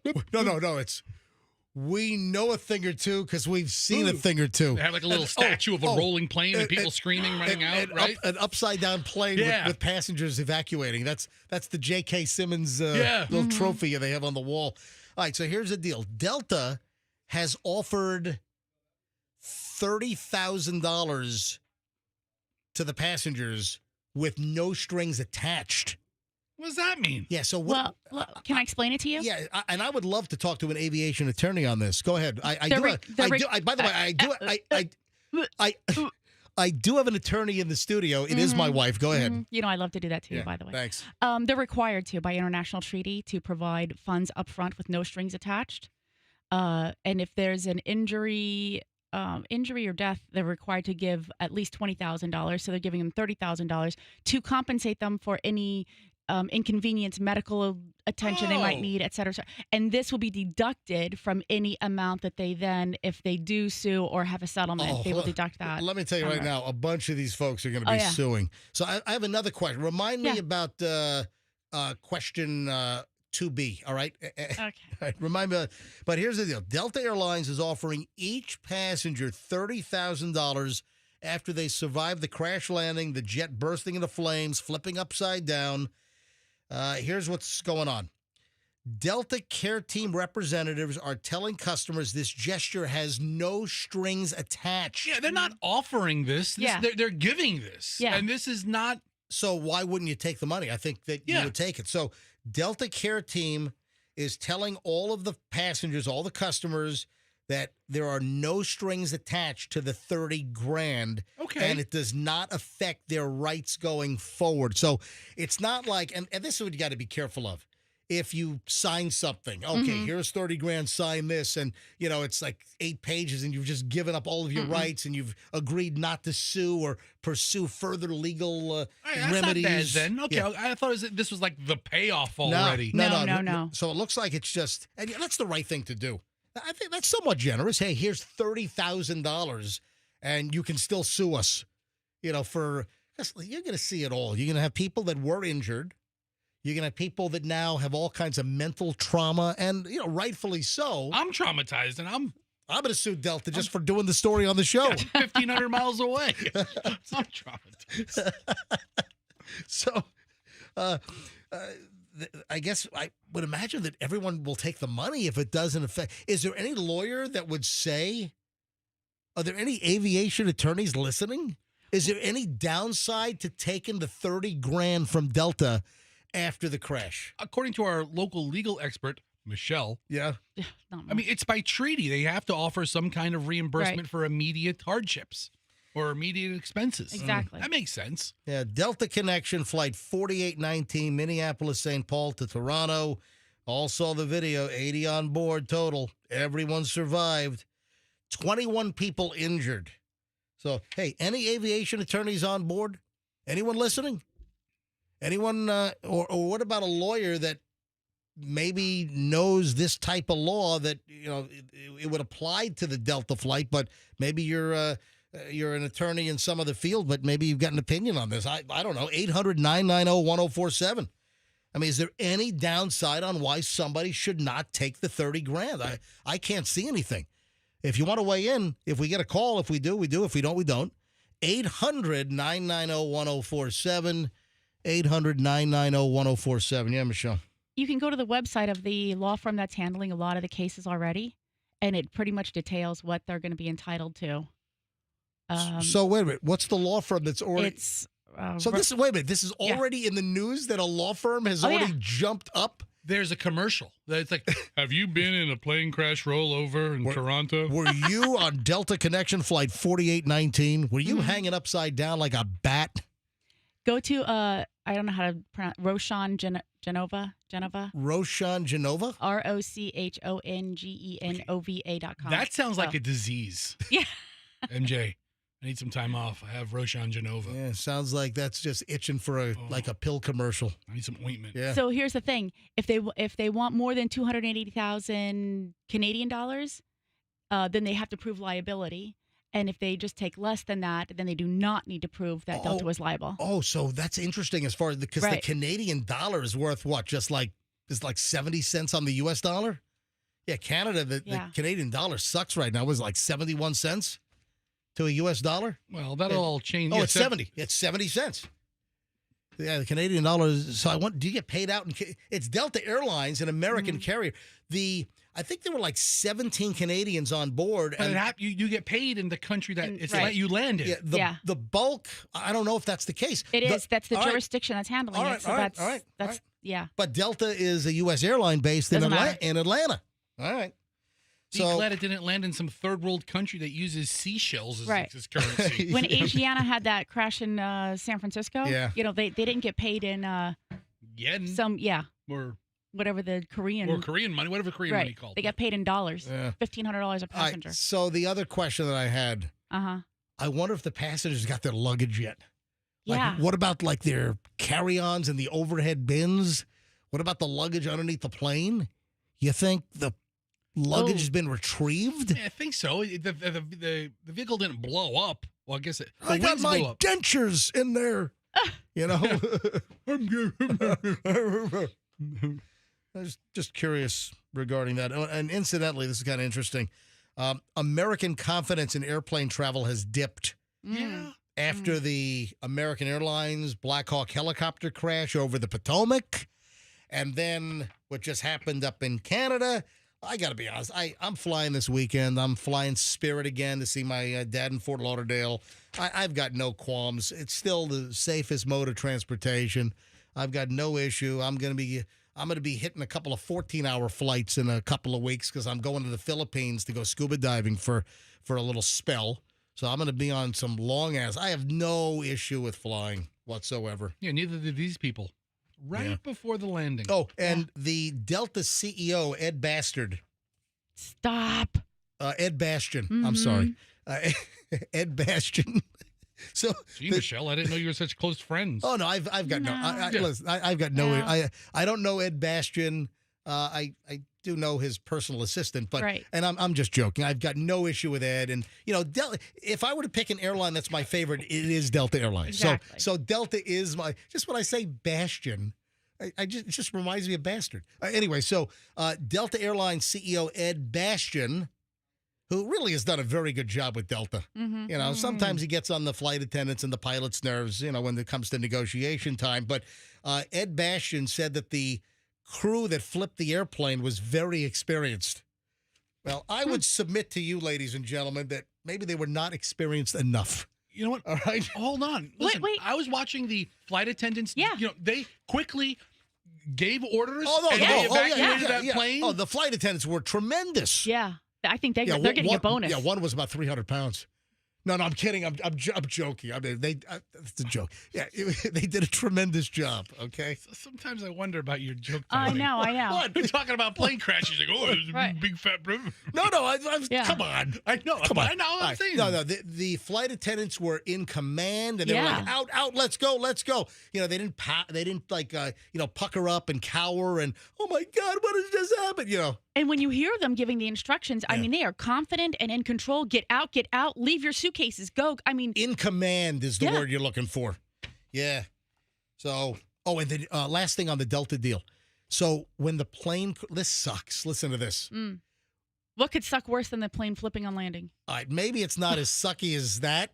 Yeah. But do you know how many transatlantic flights were headed from Europe over to the Toronto airport? Yeah. They had to turn around. There were some flights 6 hours in had to go back. Yeah.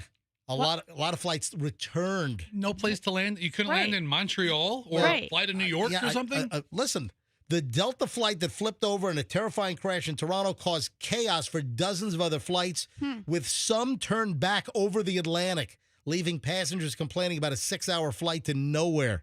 British Airways flight from London Heathrow and a TAP Air Portugal flight from Portugal, from Lisbon. All right, so you have to fly back to the closest airport. So if you're not, Is the capital of Portugal Lisbon or lesbian? It is. Whenever I hear Lisbon, I think of lesbian. I'm sorry. right. I'm sorry. But that would suck. Yeah, but not as much as being in a crash. But listen, if you're in a crash and you get to walk out of the plane, I guess that's the best kind of crash you can be in, right? Yeah. So that kind of sucks, though. Having to turn planes around. All right. Oh, speaking of, this is interesting. Speaking of air flight and everything, I found this. I don't know where I found this thing, but a shocking qualification list for flight attendants for a U.S. regional carrier from 1954. Oh no! Oh, this is. Listen to this. Something tells me this did not age well. Oh, this did not age well. This is Chicago and Southern Airlines. So I'm sure they were sucked up and merged with some of the biggies along the way. So qualifications for stewardesses, right? Well, first, that's number one. Yeah, they're not called stewardesses anymore. They're called waitresses. Okay, I'm kidding. I'm joking. I'm full of it today. What am I? You are. What am I doing? You're all over the place, man. What'd you take this morning? I'm pilled up on something. I don't. These jokes today, All man. right, so What's the capital of Portugal? all right, lesbian. Awful. Lesbian Portugal. Talk about jokes that don't age well. All right. So, all right. Number 1, single, not engaged. Number 2, between the ages of 22 and 28. Between 5'2" and 5'5". Yeah. Between 100 and 120 pounds. Okay. Yeah. Good eyesight. No glasses. Good teeth. No gold showing. No gold teeth? Yeah. Good figure on the list. Good figure. Oh my God. Slender legs. Fester just found a Chicago and Southern Airlines aircraft. Looks like is that a DC-6 or something? Whatever, but they have about 15 of their air waitresses standing. Look at those slender legs. You know what? They all fit the mold. Oh they're almost all the same height. They're almost all the same weight. There's not really an ounce of fat on any of them. Yeah. Natural hair color. Yeah. You got to have natural hair color. At least 4 years of college or 2 to 3 years of college and 2 years of business experience. You need a business degree to be a... Number 11, the ability to carry on a lively conversation. Number 12, good carriage. Is that like your walk, your strut? Yeah, you can't have a limp. Is that... No limp. Oh, no wooden legs. Yeah. No, I'm kidding. It's not there. Even temper must not become provoked by demands of passengers. Willing and anxious to please. Citizen of the United States, excellent health, clear skin. You know what? Are you a zitzo? Face the facts, Zitzo. Oh, and nice hands. The last one is nice hands. Nice hands. Yeah, so if you've got the man hands like the Seinfeld episode, you're out. Yep. The list of requirements for stewardesses from 1954 from Chicago and Southern Airlines. Is that great? Andrew wants me to take what, line 6? Sherry's in Clearwater. Sherry, hi, you're on the MJ Morning Show on Q105. Hello. Good morning, everybody. I just wanted to kind of piggyback on what you said about them being waitresses. I was joking. Flight attendants are there for our safety first.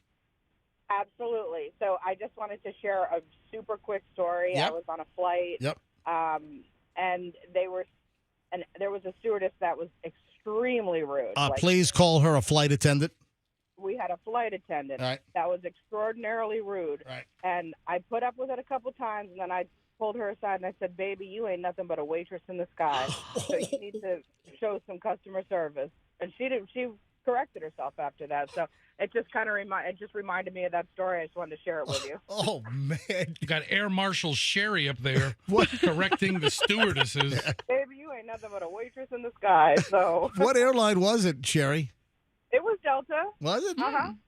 Oh, I don't think I've ever really had a bad Delta flight attendant experience.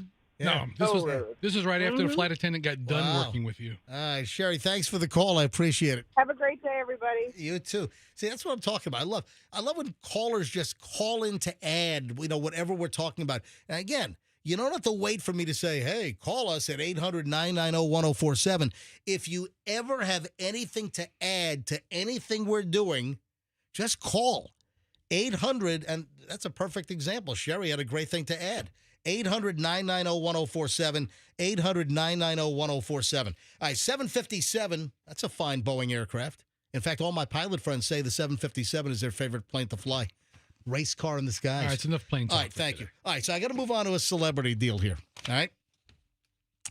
Do you remember I mentioned Cyndi Lauper like a week ago? What was that? She was nominated for the Rock and Roll that's Hall what of it was. Fame. Oh, and then we talked about her Cosentix commercial. Right. Yeah. Itchy, flaky skin disease that she has. And I said I love Cyndi Lauper, and I do. I've always loved Cyndi Lauper. And then I get an email. From who? From a listener. What happened? Who we can call up now, but she's got to remain anonymous. Holy crap. So we're talking about Cyndi Lauper was one of the nominees for the latest class for the Rock and Roll Hall of Fame for 2025. And I just went off on a whole little dissertation tangent about how much I love Cyndi Lauper. And then I get this email. And I'm going to remain anonymous, or let me rephrase that. I'm going to let her remain anonymous at her request. But she should be standing by here. Was it 7:58? Let me dial her up here quickly and get anonymous on the phone. 8134. You're not going to give us a hint, a clue? A clue about what? What she's going to talk about? No. I'm going to let her tell the story. She's got a Cyndi Lauper story to tell. The clue is Cyndi Lauper. Yeah. Yeah, the clue is Cyndi Lauper, exactly. I hope she didn't check him out. Uh-oh. Does she tell you this? Oh, hey, there you are. Hey, I'm not going to use your name, but welcome, listener. Hello. Welcome, anonymous person. It's MJ and Fester and Michelle. Good morning. Good morning. So you were listening when I was like heaping praise upon Cyndi Lauper the other day. Yes. Listen. And it made me go, ugh. As I always do. But yeah. So, anonymous listener went, ugh. What's your issue with Cyndi? All right. Now, I'm looking at your email. Tell me exactly what you put in the email. Tell me the story regarding Cyndi Lauper. So, I am a residential housekeeper, and I had this client, I want to say for maybe a year and a half at the time that I met her. There were pictures around, but, you know, they kind of look like fangirl pictures. So I really didn't put two and two together. All right, so you've got a client and you clean houses. You've got a house cleaning business. So you have a client that has pictures of Cyndi Lauper dotted around the house, and you initially thought they were just a fangirl? They weren't dotted. There were maybe like two that Okay, I saw. all right. And so I was like, oh, okay, well, they're a fan. And, you know, just go on about my day. I put everybody's, you know, personal lives in the back of my head, and I'll just do my thing. And so, Yeah, if you're a house cleaner, I guess you see all kinds of crap in people's houses. You do, but it's out of sight, out of mind, and I don't judge. Okay, so, all right. you know, it is what it is. So one day we showed up, and there were a lot of cars there, and I was like, oh, this is going to be fun. So we go in, and they approached me, and they told me, you know, that she was there. She was visiting what was going on, and then I was able to put So two they and two tell together. you that Cyndi Lauper's actually visiting your client who you clean the house for? Yes. Yes. Okay. Go ahead. And so Can I ask where this is? What part of the Bay Area? Southeast Hillsborough. Southeastern Hillsborough County, and Cyndi Lauper's there. All right, go ahead. It was like by Apollo Beach? Yes, correct. All right. So, Nice. so we started cleaning. I had my dusting rag in my hand, and I was getting ready to start top to bottom. Mhm. And Do you clean with like the AirPods in? Do you listen to music when you clean? It really depends. If a client is home, then out of respect, no. Okay. Oh my goodness. Because Not. I was wondering, it's just going in your headphones, No, it is not. Okay, all right. Actually, as soon as your podcast goes on the podcast platform, I download it, and that's what I listen to. So well, that's awesome. after that goes away, Okay. then I do put on music, but it really just depends. All right, so what happened? Go back to the email. So I was cleaning, getting ready to start, and I put my hand on the lampshade, and she reached it out of my hand, and she said, "Let me show you how to clean how my lady does it." And at first I was just kind of like, I was nervous because I'm a very calm person. Cyndi Lauper is telling you how to clean the house? Yes. So I was taken aback. I was very upset. Like, I started to get that warmth in my body where you feel like you're about to snap and say something you shouldn't, or cry. I don't know which one. I didn't do either. I bit my tongue. I held it. But she reached it out of my hand, or grabbed it out of my hand, and wanted to show me how to clean. And so I listened to her, and then I was like, okay. And then the homeowner distracted her, and then I was able to do my thing, but I could not get out of there fast enough.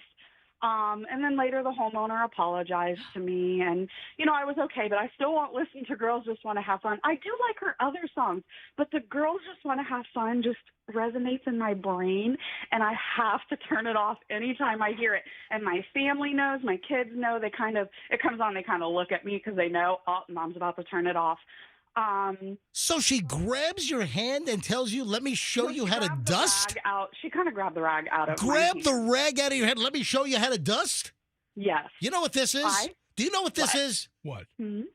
This is her true colors shining. I have forgiven her. I'm over it. And I did see her a couple times after that, and she was very quiet. What year was this? Yeah, that's a good question. Ooh, I want to say maybe 2018. Oh, so this is fairly fresh. Yeah. Wow. Yeah. Did she have any blotchy skin? No, not that I paid No, because attention she to. does the Cosentyx She takes commercials. the medicine for Yeah, it. yeah. I'm well aware. It's well regulated. I want to say 2018, but if you go back to 2020 and when we started to shut down for COVID, you're like, wow, that was 5 years ago. It doesn't feel like 5 years ago. To me, that's still 2 years ago. So I want to say 2018, maybe late 2017. Okay. Wow. Yeah, that's a great story. You know what? It's like you have an image of a celebrity, and then you hear the stories about people that meet the celebrity and, they're let down, or sometimes it's the expectation is met. Sometimes the celebrity encounter exceeds the expectation. Oh, no. But sometimes you get the stories that, oh, my God, my lifelong admiration of this individual was just blown to hell with like C4. I'm a big Well, believer. I wasn't too much of a fangirl because I was born in 85, so she wasn't much.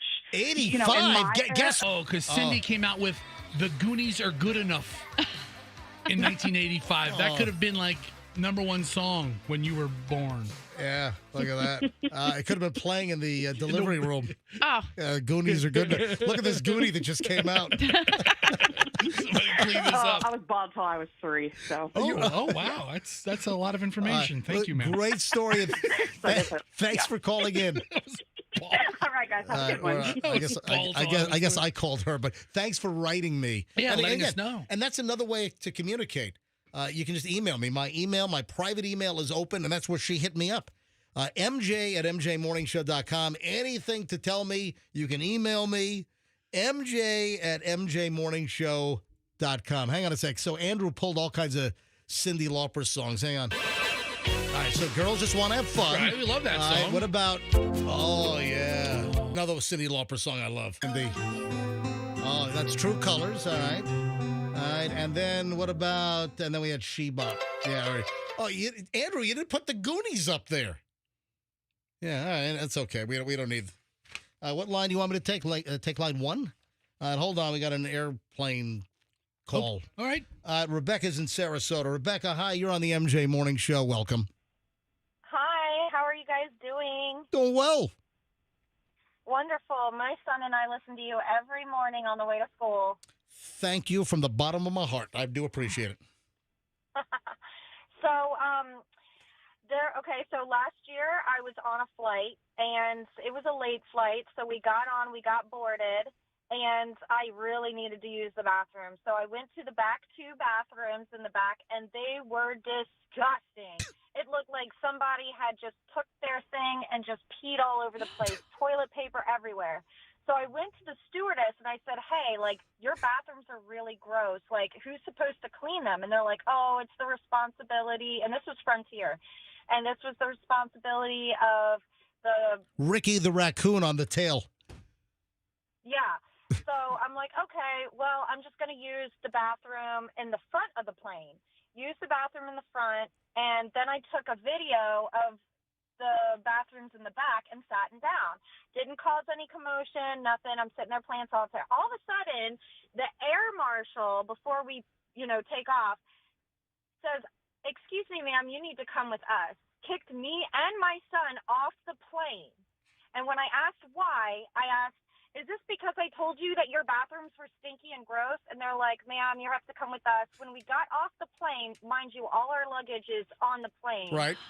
They said that, they can kick you off at any time if you're being, rude or whatever this else. You just complained about filthy lavatories on the plane, and the flight attendant alerted the air marshal?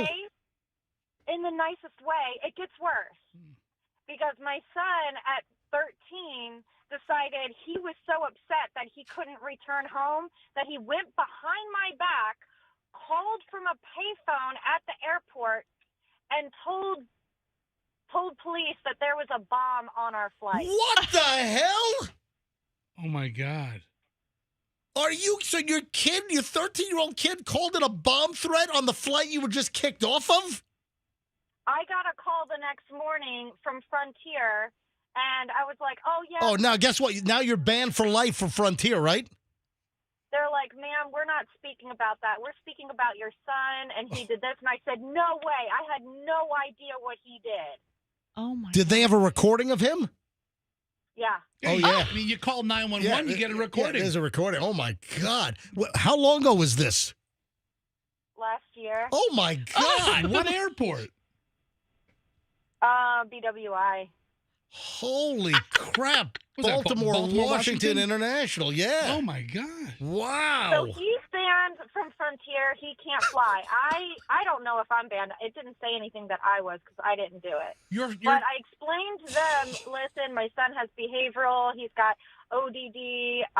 He's got ADHD. Hold on. What is ODD? He's just odd. It's oppositional defiant disorder. Yeah, he's pretty defiant, all right. That's odd. All right. I mean, listen, I know ADD, I know ADHD, I know OCD, but I that's the first time I've ever heard of ODD. So your 14-year-old is on a no-fly list for Frontier Airlines? Yes, sir. My God, he's like a member of the Taliban. No, he's a great Oh kid. no, I know, but wow. In Frontier's eyes, he's a domestic terrorist. You know that, man. Right? That is insane. Did the FBI come and interview him?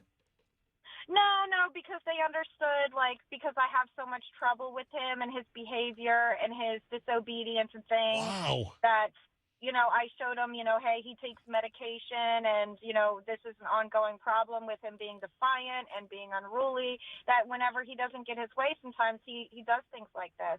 And, just to take, for example, we got in an argument earlier this week. He decides that he's going to put parental controls on my TV so I can't watch my program. Oh, my God. These are the best phone calls today. Ma'am, have you tried beating your son? I Festus, stop. I mean, you might want to look into it. I mean, this helicopter soft parenting just isn't working. I'm 5'2", and he's almost 6 foot, so that's really difficult. And I'm a single parent, so wow. This is really difficult. What's he like in school? I had to put him in private school with an IEP because public school, he was just getting suspended all year long. Color me shocked. Festus, stop. Man, Rebecca, thank you for calling. I mean, our phone calls today have just been off the charts spectacular. Yeah, thank you, Rebecca. All right, Rebecca, thank you, and I'm sorry. Oh, did you get your luggage before the plane took off? No. Hold on, the plane took off with your luggage? Yeah, so I was without luggage for 3 extra days, plus Milton hit, so I had to stay an extra 3 or 4 days in like in Baltimore. Wait a minute. So this just happened she back said last year. Last year. So, but I'm thinking more than just back in October. It happened 6 months ago. Yeah. Oh my. Yeah, less than that. Yeah. Holy crap! So what were you saying? You had to spend 3 extra days in Baltimore?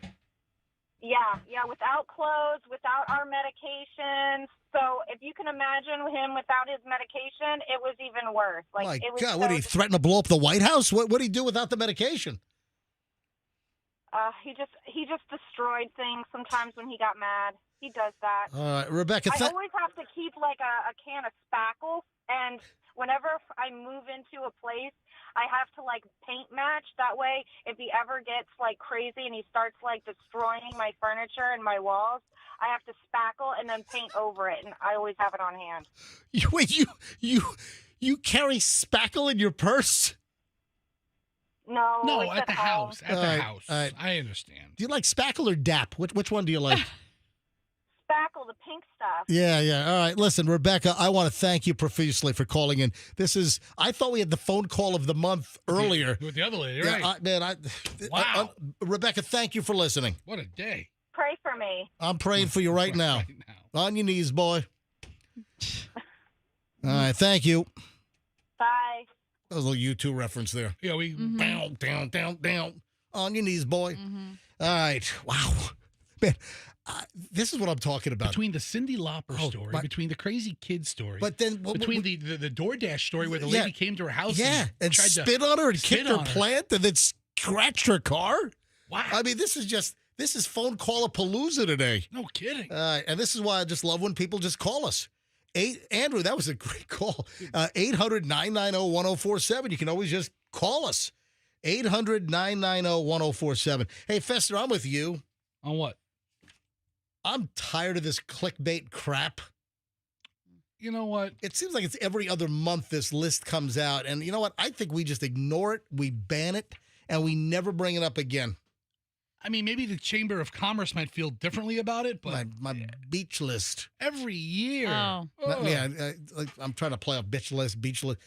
Yeah, another list came out. Oh, the best beaches in the world revealed from TripAdvisor. Why does it feel like this damn story comes out seriously like every other day? Seriously. Yeah, I'm with you. Should we even mention that we got a local beach on the top 10 in the world? I mean, what is the beach going to be good one year and then next year it sucks? Yes. Like how? What? Like if you have a hurricane and it's not like recovered, or what? A whole ship of hypodermic needles? Well, how about the beach where the tsunami happened? Yeah, that was probably one of the best beaches, and then like a year or two later may not have been one of the best beaches. Phuket. Yeah, you got to be careful because I want to pronounce that differently. I didn't know that was a pronunciation. I thought it was a hard F. No, it's not a. No, it's not that. with a cat on the back, right? It's not. It's cat. Right. Yeah, that's my Thai isn't that good right now, but Michelle's absolutely right. It's like pho. You know, the noodles, the Vietnamese, it's pho, you know, PHO with the line on top. It's pronounced pho. Oh, no way. And then remember there was a place that ended with Q? It was pho. Yeah. Right. You know. Yeah. Q, you know. Get the fuck out of here.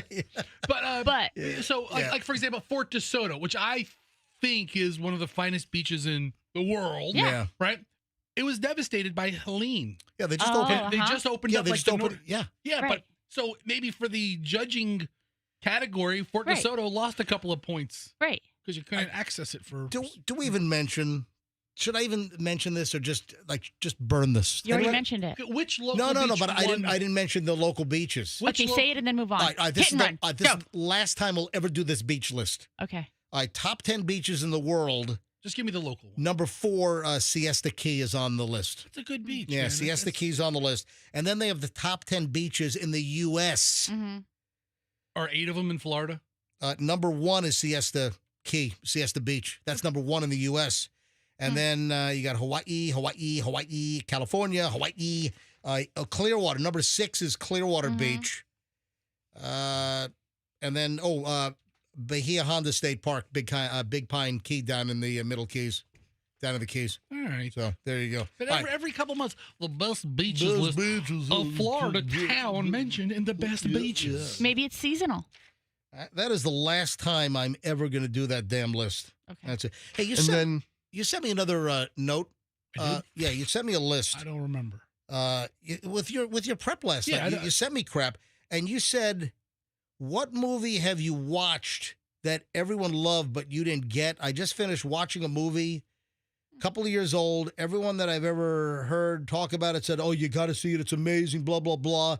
And then you watched this movie, and what, you thought it was awful? It was a mess, and I'm like, why do people love this movie? I don't know what movie it is. What is it? But have you ever seen a movie that you've only heard amazing things about, and you're watching it, and you're like, meh? Yeah, that's happened. Listen, like TV shows. Okay. Michelle and I are on season 5 now of Yellowstone. We've been binging it. And, for years since, when did Yellowstone come out? 2018 or whatever? Sure. Everyone's been saying, oh, my God, Yellowstone, you got to watch it, you got to watch it. So 7 years now, I've been hearing people say, oh, Yellowstone, you got to watch it, you got to watch it. And is it enjoyable? Is it entertaining? Yeah, but it's kind of a letdown because there was so much hype on Yellowstone, and that crazy sister, my God. What's her name, Beth? Beth? Is that the name? I don't know. I haven't watched it either. Yeah. Yeah, she's just too much. Really? I mean, it's just. You're rather entertained. Hold by on, her. grab the mic. I got a visitor in the studio, Riley. Hold on. So you want to weigh in on Beth on Yellowstone? I adore her. She's literally my spirit animal. The way that she looks at her husband, and I can't curse on the mic, obviously, that she's like, I love you, blank you, I'll see you later. Oh my God. If I was a person that was just on a ranch all the time, she would be me. I love her. Do you find Rip hot?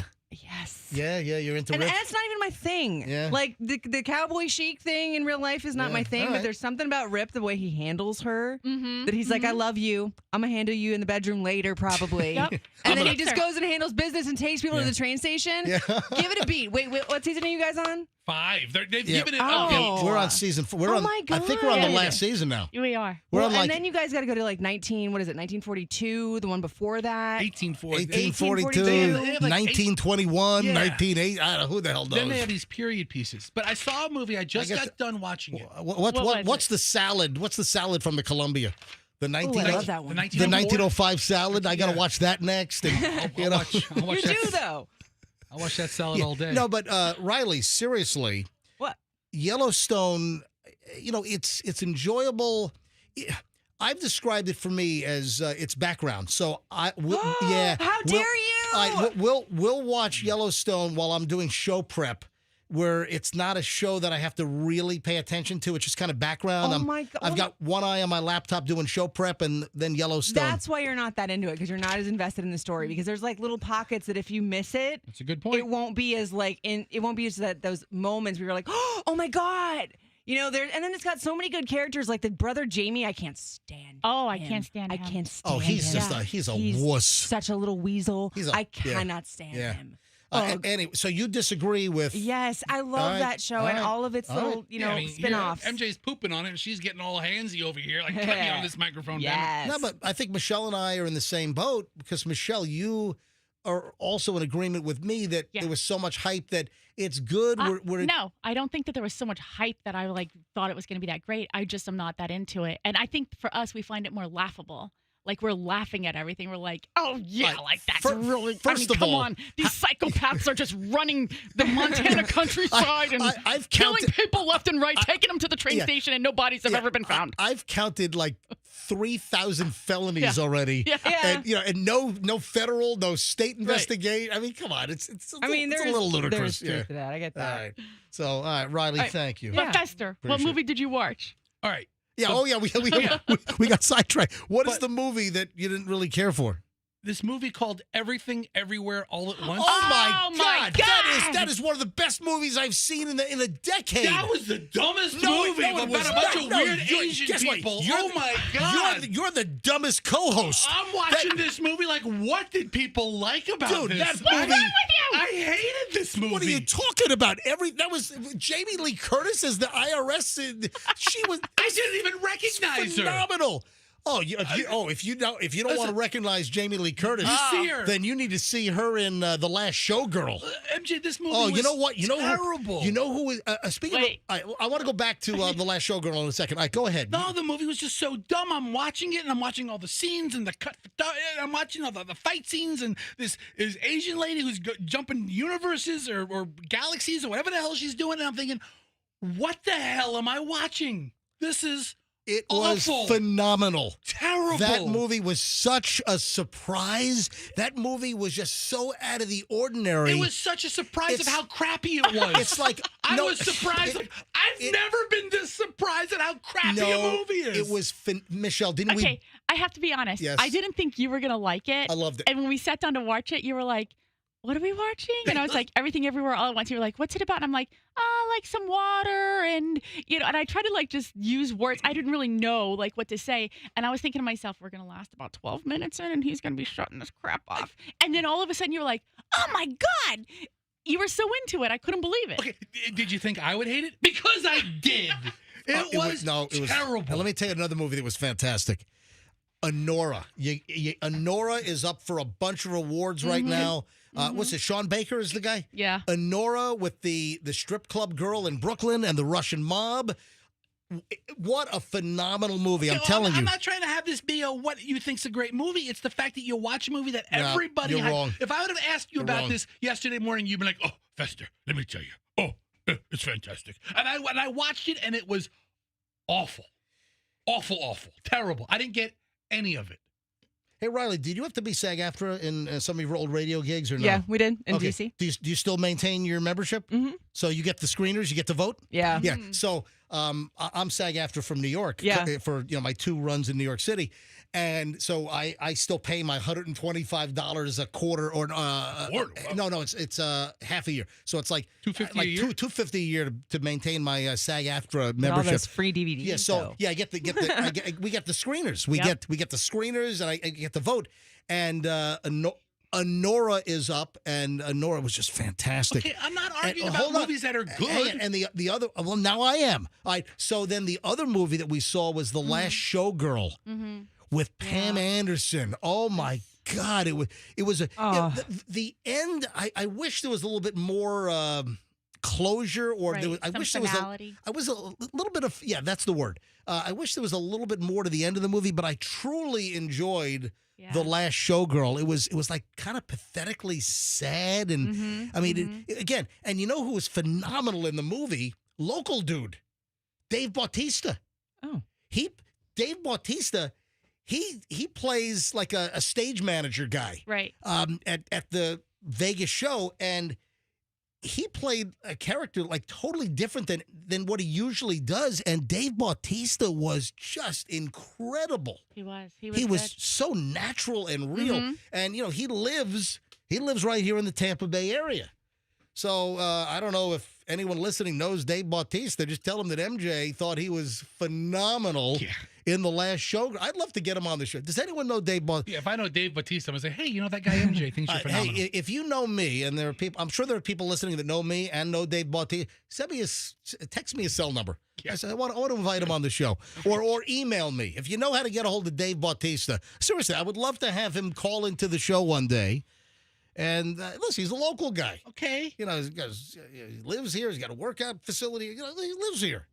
All right, so if anyone knows Bautista, and you just drop me an email, mj@mjmorningshow.com, mj@mjmorningshow.com. So the reason I sent you the story about this awful, awful movie about these weird galaxy jumping Asians was because my bigger picture, MJ, was that there's got to be just a list of movies that regular listeners have watched or you've watched that just you are like, what the hell do people see in this? The movie was so bizarrely absurd and so different than anything I've seen before. It was totally enjoyable. But wait. Fester just said it was a movie about galaxy jumping Asians. If you had sat down with me and said, "What is this movie about?" and I said, "Galaxy jumping Asians," you'd have been like, "We're not watching that." Yeah, or, you would have totally nope. Or I'm hungry for sushi right now. But I remember the first time I even heard the name of this movie, and I was interested because it had a very unique name. I'm like, okay. And the guy's like, oh, Oh my God. Man, you got to see it. It's so good. I- I called them up yesterday. Told them we're not friends anymore. I'm shifting gears. I'm moving on. All right, Michelle, can you explain to everyone the Walmart Birkin bag story? I can't really, because it keeps popping up on my feed. Yeah, like the Walmart has this Birkin knockoff, and I think it's sold out. All right, so the famous Birkin bag, from the French design house Hermes, right? Nicely said. Oh, right. You like my pronunciation? Oh, I do. Hermes. It's not Hermes. It's not Hermes. It's Hermes.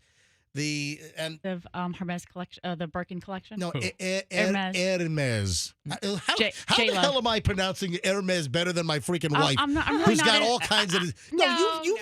You've got a collection. No, I don't have anything from this one. You don't have Hermes. Mm-mm.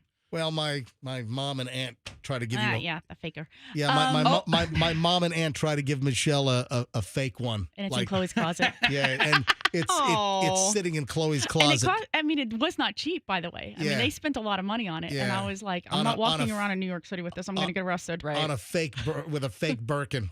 So are Birkin bags related to the Birkenstock family? No. Okay, stop it. I mean, they're both in clothing and design. Stop I don't know. I it. mean, a bunch of granola. Lord have eaters. mercy. I don't know. But anyway, I was going to say, J-Lo has like, you see the pictures of her. She is almost never without a Birkin. Yep. Oh, is that size? Well, and some of them you have to be on a straw. wait list to get, though. Yeah. Like some of them are limited edition. There's certain people that can get them. Mhm. Fashion is wearable art. I get it. But 70 grand for a purse is a little much for me. That is ridiculous. What was the store we walked into in Manhattan where they didn't even want to like give you the time of day? Or you couldn't even look at the bag? Oh, sorry, you're not approved. Oh, no, that was in France. Oh, that was in France where you weren't approved to look at the bag? Yeah. I mean, it's like... Who was it? Who was it? It was Hermes. It was Hermes in Paris. Yeah. Stop yeah. it. Yeah. Okay. You have to have an appointment to get in Ewy. and look at something. Yeah. Uh-huh. Yeah. Ewy. You're not qualified. We weren't qualified. So, question. Yeah. Is that what Shabuzi is singing about? My baby wants a Birkin. That's it. Shabuzi and the Birkin. Is that? I don't know. It is. I had no idea what that meant. That's what it is. I've been singing this song for 6 months. I have no But idea what it means. here's the deal. Yeah. That Walmart put out like a knockoff of a Birkin bag and it went crazy. It's actually really good. It's a really good one. I've been on Birkin TikTok lately with this. And now, though, there's going to be like copyright stuff, though, because Walmart's knocking off so much stuff. Like a couple years ago, they did a Yeezy thing and they got in trouble for that. Right. For a long time, everybody's like, wow, these bags are really good. And they are not cheap, though.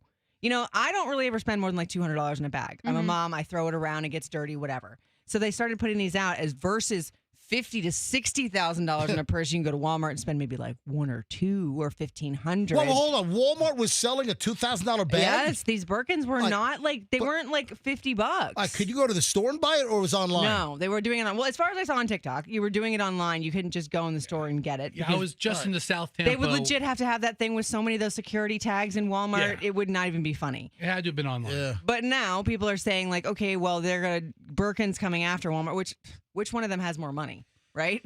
But I think for a purse that is a knockoff, it was actually really, really well made. Finest of the knockoffs. Do you know what they called the Walmart bag? What? It was a workin'. So that was the name that people gave to it. The Walmart Birkin knockoff was called the Workin, W-I-R-K-I-N, the Workin bag. But now, the reason why I'm bringing this back up is that a new Birkin style bag is now hitting Amazon. So now, so now it's the latest craze. Don't do it on Amazon. Amazon has unveiled its own version of the Birkin bag. How much is it?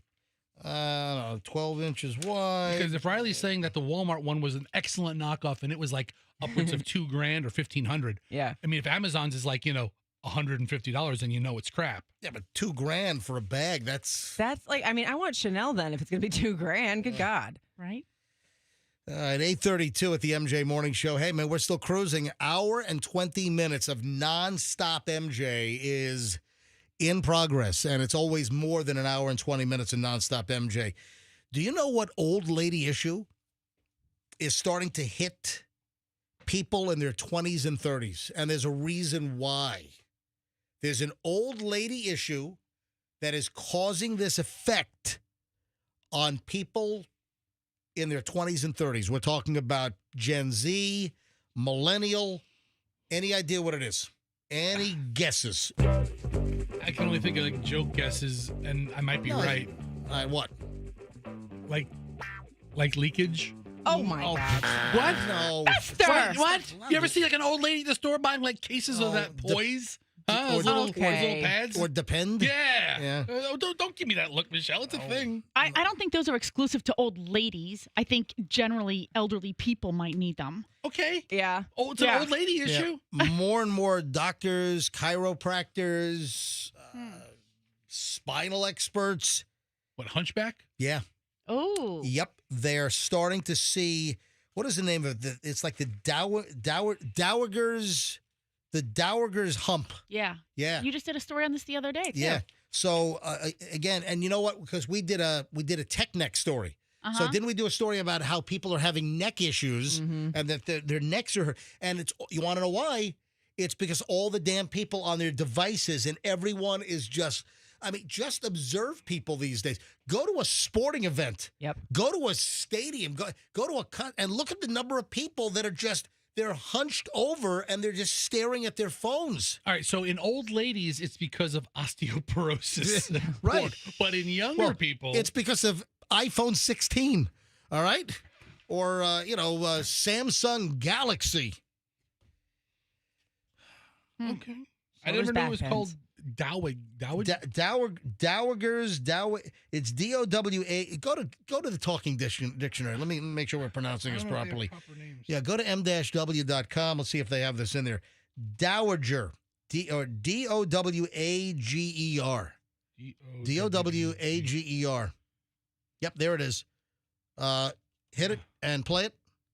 Go. Play Dowager. It. Yep, dowager. All right. Dowager. What is the definition? Number one, a widow holding property or a title from her deceased husband. That's why they call it dowager, because old ladies have it. Or number two is a dignified elderly woman, which the dowager's hump. I thought like dowager was like the name of the doctor that named it or coined it. I always thought dowager was like when you were a queen and then the husband dies and then somebody else takes the throne and then you're like the dowager princess or dowager. Are you thinking of dowry? No, dowager. Like if a queen is married to a king and he Dowager. dies and she's no longer queen anymore, she's the dowager queen or something like that. All right. Fun fact. Thank you. Listen, bottom line is that doctors are seeing more and more young people with the dowager's old lady like hunchback thing going on. And it's being attributed to all the device usage and everyone just bending over, looking at their devices all freaking day long. So guilty. Heads up. Yeah, right. Listen, I think we're all guilty. Get it. All right, I must apologize. I'll make this quick. What'd you do now? Now, a little Tay-Tay news. Uh-oh. Yeah. All right. Reports are that Taylor Swift and Travis Kelce are ready to get engaged, according to some reports. Good for She's them. not going to marry that loser. Come on. Oh, tell me how you really feel. I mean, he just lost the Super Bowl, so I mean, we could say he's a loser, right? He's lost two of them now. Be specific. Yeah, there you go. Us Weekly is reporting that while Kelce and Swift are not engaged yet, those close to them would not be surprised if the proposal comes soon. Those close to them actually think Travis may do it while they're on vacation. One source said the insider revealed that the couple plans to travel during their current downtime.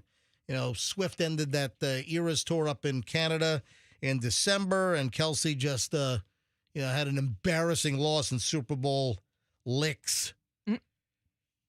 So, if I had $1 for every time somebody said they're close to getting engaged, I would pay off my mortgage. Well, we'll see what happens. Oh, and then there was another story that Travis Kelce showered her with $100,000 in luxurious gifts for Valentine's Day. Yeah, but what it doesn't say is it was Walmart Birkin bags. Don't knock it until you see it. All right, so I think you were way off, Riley. I'm looking online. I think it was like $80 for the Birkin bag. Which one? The Walmart? The Walmart bag. Right. But was it one of the good ones? Because they didn't have just one. Oh, okay. So Walmart had different levels? Yeah.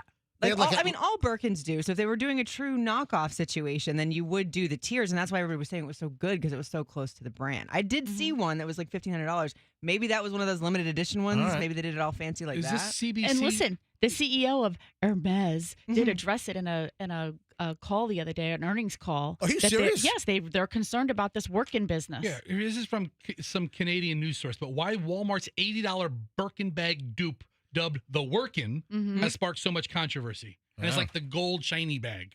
Looks like Well, You're that's so just- cute. They're just showing you it's one. a gold shiny bag. What is that? Oh, I get it. You're just adorable the way you put your hand in like a little shaky motion. How else do you hold to a gold describe shiny it. bag? Not like that. You're gonna walk around holding it like a clam. I have no idea how to hold a purse. I mean, it doesn't work like that. All right, ladies and gentlemen, breaking news on the MJ Morning Show. Breaking news, MJ Morning Show.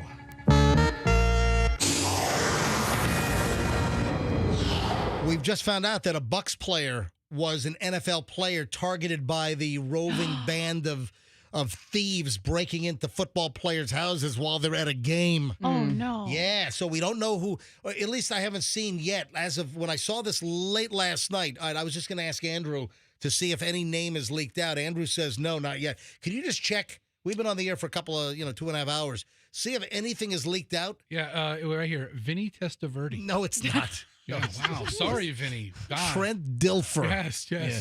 So we have heard in the last, 24 hours that a Bucks player was victimized by the roaming, marauding theft ring that's been hitting athletes across the country because they know where they are, like playing a professional game.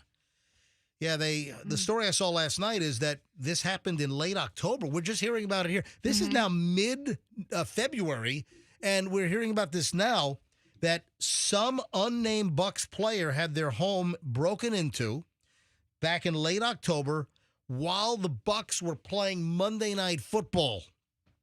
Oh, yeah, they played the Ravens. I remember that game. Was that the Monday Night Football game? So. Baltimore Yeah. Ravens? So apparently the suspects busted a window of the unnamed Bucks player, and they stole a Louis Vuitton suitcase, Rolex watches, other jewelry, and according to the police report, about $167,000 in stuff was stolen out of this unnamed Bucks What, do they house. not have security? Like what? I don't get it. Yeah. It always seems like people that are the richest have the least amount of security. They think that just because they have this like pearly gate, that people are not going to break into their houses. Or it's just a regular residence. They don't have like ADT or something. Hold up. If you have hundreds of $1,000s of stuff in your house, you need to have at least some sort of ADT. For real. How about putting the valuable stuff like jewelry in a safe, right? Yeah, or maybe not in like a top drawer in your Yeah. bedroom. Listen, the thieves know exactly where to go. Uh-huh. And Michelle, remember when our home was busted into on Wallcraft? Yeah. Remember that? Back, our first home, this was 1997 maybe? Right, yeah. Somewhere in that vicinity. And I'll tell you what, if I had shown up a minute earlier, that lady would have been blasted away with a 45. I was carrying a Glock 30 with freaking Hydra shocks. Wait. And she would have been shot. Castle Doctrine, baby. Okay. All right. All right. That's what you would have yelled? Castle Doctrine, baby. But here's the deal, Riley. Our alarm system scared them away. Oh, see? So this was, and my hours are, I'm coming home from work after the morning show, 10 o'clock, and as I'm pulling up, I see this creepy, slow, it was a maroon Buick Century. I can, and it looked like Arthur Ashe was driving it. The old tennis player. Right. No, I swear. Yeah. I still have this ingrained in my head. I'm like, why is this guy creeping so slow? He was the wheelman, and he was sending the girl into... Oh, the girl? It was a Yeah. girl. Wow. It wasn't even a guy. Yeah. And she, apparently, and I saw her walking away, and she had a crowbar in her hand, and she had gone to our back gate, went through the gate to our back porch, crowbarred open our French doors. Dang. And immediately I pull up to the house and my alarm's going off. And then I see this woman walking down the street away. And then I put two and two together, and she's holding a crowbar. She jumps in the car and takes off. Wow. But if I were a minute earlier, she might have gotten a face full of lead. Yeah. Point out how sweet the 1998 Buick Century is. Right? I'm looking at a couple of pictures.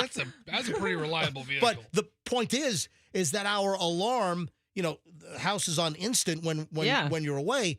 the alarm immediately sounded when she wedged open and remember we had to get a new door. Yes. She ruined the wood. Jeez. Destroyed our door. I mean, it cost me a couple of grand to get it fixed. What looking at gift horse in the mouth? She didn't break into your place. No, but the point is what Riley was just saying, that don't these celebrities have alarms? Right. You know, so our alarm blared the minute she tried to pull open the back French door, and she fled. It scared her. But the point also is, you know where she was going?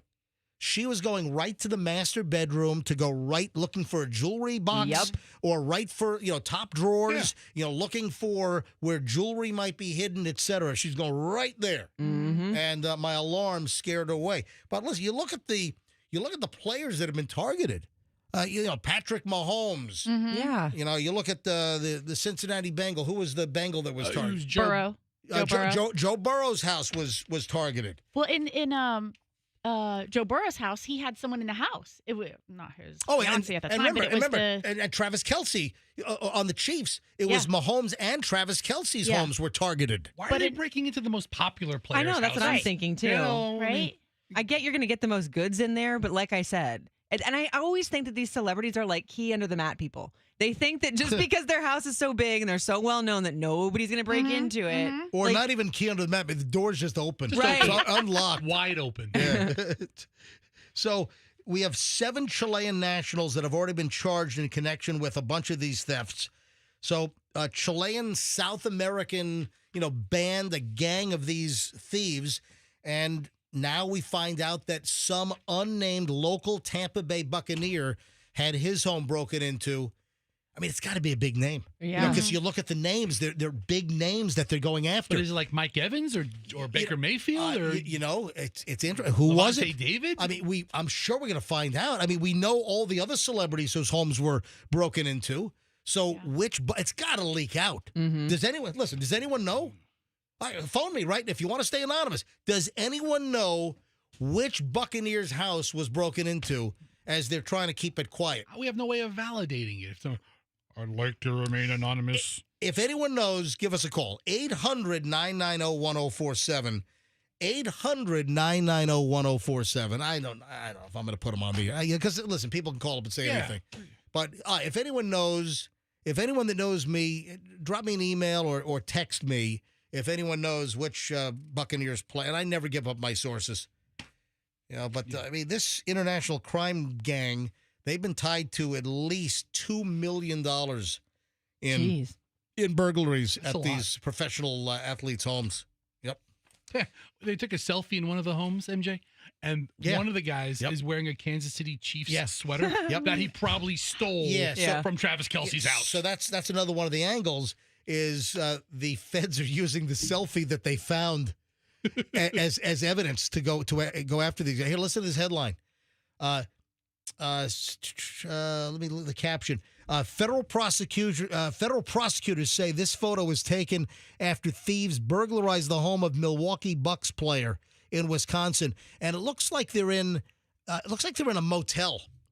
So if you look at that picture was taken in a motel room, because look at the air conditioner, that old motel style air conditioner in front of the window. No, athletes love adding those kind of air conditioners to their home. No. So the South American Chilean thieves, what I want to hear, I want Chilean sea bass. Same. Or Chilean wine. Well, you don't drink much. I don't right? drink, no. Yeah. So Chilean wine is fantastic as well. Or, Don't you mean Patagonian toothfish? That's true. So a little fun fact from Michelle in that Chilean sea bass is really Patagonian toothfish. And it is an ugly ass fish. I mean, it really is. It is an ugly fish with crazy, gnarled up teeth. And just they couldn't sell it. So there was no market for a fish called, hey, and we got a special. We got Patagonian toothfish on the menu. And then years ago, somebody came up with the idea, let's just remarket the Patagonian toothfish and just call it Chilean sea bass. Chilean sound a lot more sexy and edible. Yeah, absolutely. and listen, it's delicious. Yeah. Yeah, it's very buttery, and if you get good Chilean sea bass, man, that's some good stuff right there. Hey, what do you think about Kentucky Fried Chicken leaving Kentucky? Really? Yeah. You can't do that. I had this story yesterday. I just didn't get around to it. But you think the Colonel is spinning over in his bucket right now? Yeah. Did they bury the Colonel in like a? They should listen. That would have been great. So You insensitive. bury the Colonel in MJ, it's so in a insensitive. giant bucket. What the hell are you doing, man? It's so mean. No. They obviously Or battered him and deep fried him. or was the coffin Okay. painted No. red, white, red, white, red, white? Why white? wasn't he cremated and then put in an urn that was like designed like Oh. the bucket? Ooh, good no, idea. No, cremated, and then you mix it in the Oh. batter. Okay. Now ew. it's 12 herbs and No, no, no, spices. no. Exactly. There's a new herb spice here. Hi, I'm the Colonel. In every piece of extra crispy, you're gonna get a little bit of me. It's finger licking good. You know, they probably would do something like that, honestly, and make a lot of money off of it. Oh my God! I found images of Colonel Sanders' funeral. Oh my Stop. God, yes, dude! 1980, his funeral in Louisville, Kentucky. Look at that. He looks just like the guy on the bucket. Oh, I He can't look is at the that. guy on the bucket. know No, he's I not- can't look at that. No, but he's lying in the I coffin. mean, it's just his corpse. Oh, my- just his corpse. Oh my God! Look what's in his left hand. It's the famous KFC spork, Stop. and then the other hand has an original recipe drumstick Look at that. in the coffin. All right, I'm making that stuff up. No, but Fester really found a picture open casket of Colonel Harlan Sanders in the casket at his 1980 funeral in Louisville. No, I can't. Okay, hold I can't on. do that. Yeah. Question, and What? I've never understood this. What's What? that? Why do they bury people with glasses? Because Well, because they put you in the coffin the way that you were in. They don't take them out like before they close it up. Let me tell you what I don't Who's going to understand. use the All right, glasses? let me tell you what I I don't don't know. You've ever been to heaven? I haven't. I imagine I wouldn't need glasses in heaven. Yeah, I think those Who knows? those problems get fixed up there. Yeah, the Now the- see the- 2020. the astigmatism goes away. Everything's resolved. Yeah, exactly. No, but this is what always drives me crazy. Why do you bury somebody with expensive jewelry? Ding, ding, ding, ding, ding. Yes. Absolutely. Yeah. Like, why would you put a diamond worth whatever this money is in the ground? Take it off and give it to a grandchild or something. Yeah. I'll rob that grave. Listen, that's why there were grave robbers. Yeah, that's You know, right. going after rich people's graves.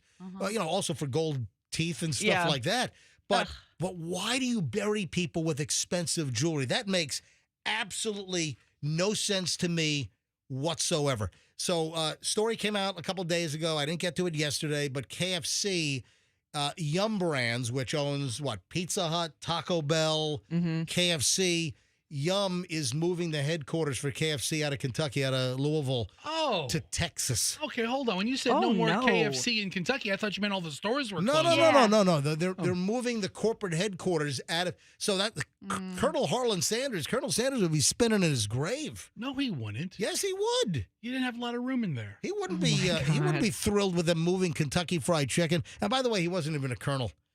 I think seriously. I think in the military he only got to like a private. Okay. So how the hell did he get colonel? In Kentucky, I actually looked this up once. They have like a designation for special citizens as a colonel. Oh, really? Yeah, in the state of Kentucky, like I if was you're like, a- the governor would like label you a colonel. Yes, like Governor DeSantis of Kentucky bestows the colonel. Yeah, what's moniker the to the you. governor? Is it Bashir? Who's the Bashir? Who's the governor of Kentucky? I have no idea. And you looked that up because? Because I was wondering. I go, gee, did Colonel Sanders serve in the Air Force? I mean, Okay. I had no idea. Was he in the Army? I Yeah, don't, he was in one of the branches, and Yeah. I think he only got to like the rank of private. yes. And now he's a colonel. You can go to the website and follow the rules and become a colonel in Kentucky. Yeah, it's like an Eagle Scout. So there's Oh. things Yeah. you can do where it's like for notable citizens of Kentucky, they get the colonel designation. Gambling addiction has soared in the United States because of what reason? Dude, legal sports gambling. You got it, man. Tell you what, I'll tell you right Boom, now. bing. That Post Malone commercial with legal in Florida and Yeah. all right, boys, who we betting on? Yeah. I downloaded the app. Yeah. I haven't put any money on it yet, but I'm thinking about it. Yeah, but across the country, sports betting has caused gambling addiction. I bet you we can go to the phones now and ask people, and I bet you we would be inundated. I'm not going to do it, but we could probably go to the phones. Hey, do you know somebody that has become a gambling addict because of all the online sports betting? And what was it? What was it called? 800 admitted or something? Something like that. If you've got a gambling, there are all kinds of phone numbers to call if you have a gambling problem. You can call Gamblers Anonymous or whatever it's called. So I have many friends who are degenerates in many areas. I have alcoholics, I have cokeheads, I have gamblers. And the thing that gets them are the parlays. where you pick like 6 or 7 things. Let her ride. And you bet like $20 Yeah, right. with the possibility of winning $15,000 if these 6 or 10 things happen. You know, It's like a trifecta or something? Well, or but times 10. I mean, Quintella? It's a lot. You have to pick like, if you pick like 15 games right or 15 happenings, how many touchdowns or yards, if you pick the whole thing, there's a really, really big payoff for a moderately small investment. So the number of states with operational sports books grew from 1 state in the country in 2017 to 38 last year. What was it, Nevada? Yeah, so the online gambling issue and the sports betting has caused a massive gambling addiction, which is happening right now in the United States. All right, 8:53, rolling up on 8:54 on the MJ Morning Show. Man, we just did over an hour and 20 minutes of nonstop MJ, and it was solid as hell, as usual. When we get back, we have about an hour to go. We have a lot of ground to cover, including we got to talk about the gluten-free stuff. There's there's a whole new thing on gluten-free, and listen, this drives me crazy, and I'll explain why in just a minute. And I had no idea there are actually wholesome people on OnlyFans. I had I thought it was all porno stuff. There's it's actually, whatever you want to find is there. well, guess what? I was yesterday years old when I found that out. Okay, all right. 8:54 at the MJ Morning Show. Man, we got a lot. Oh, and NASA is talking about the killer asteroid, and can NASA potentially get this asteroid that's coming our way, and the odds are going up every day that it's going to whack into us in 2032. All right, we got a lot of stuff next on the MJ Morning Show here on Q105, 104.7 FM.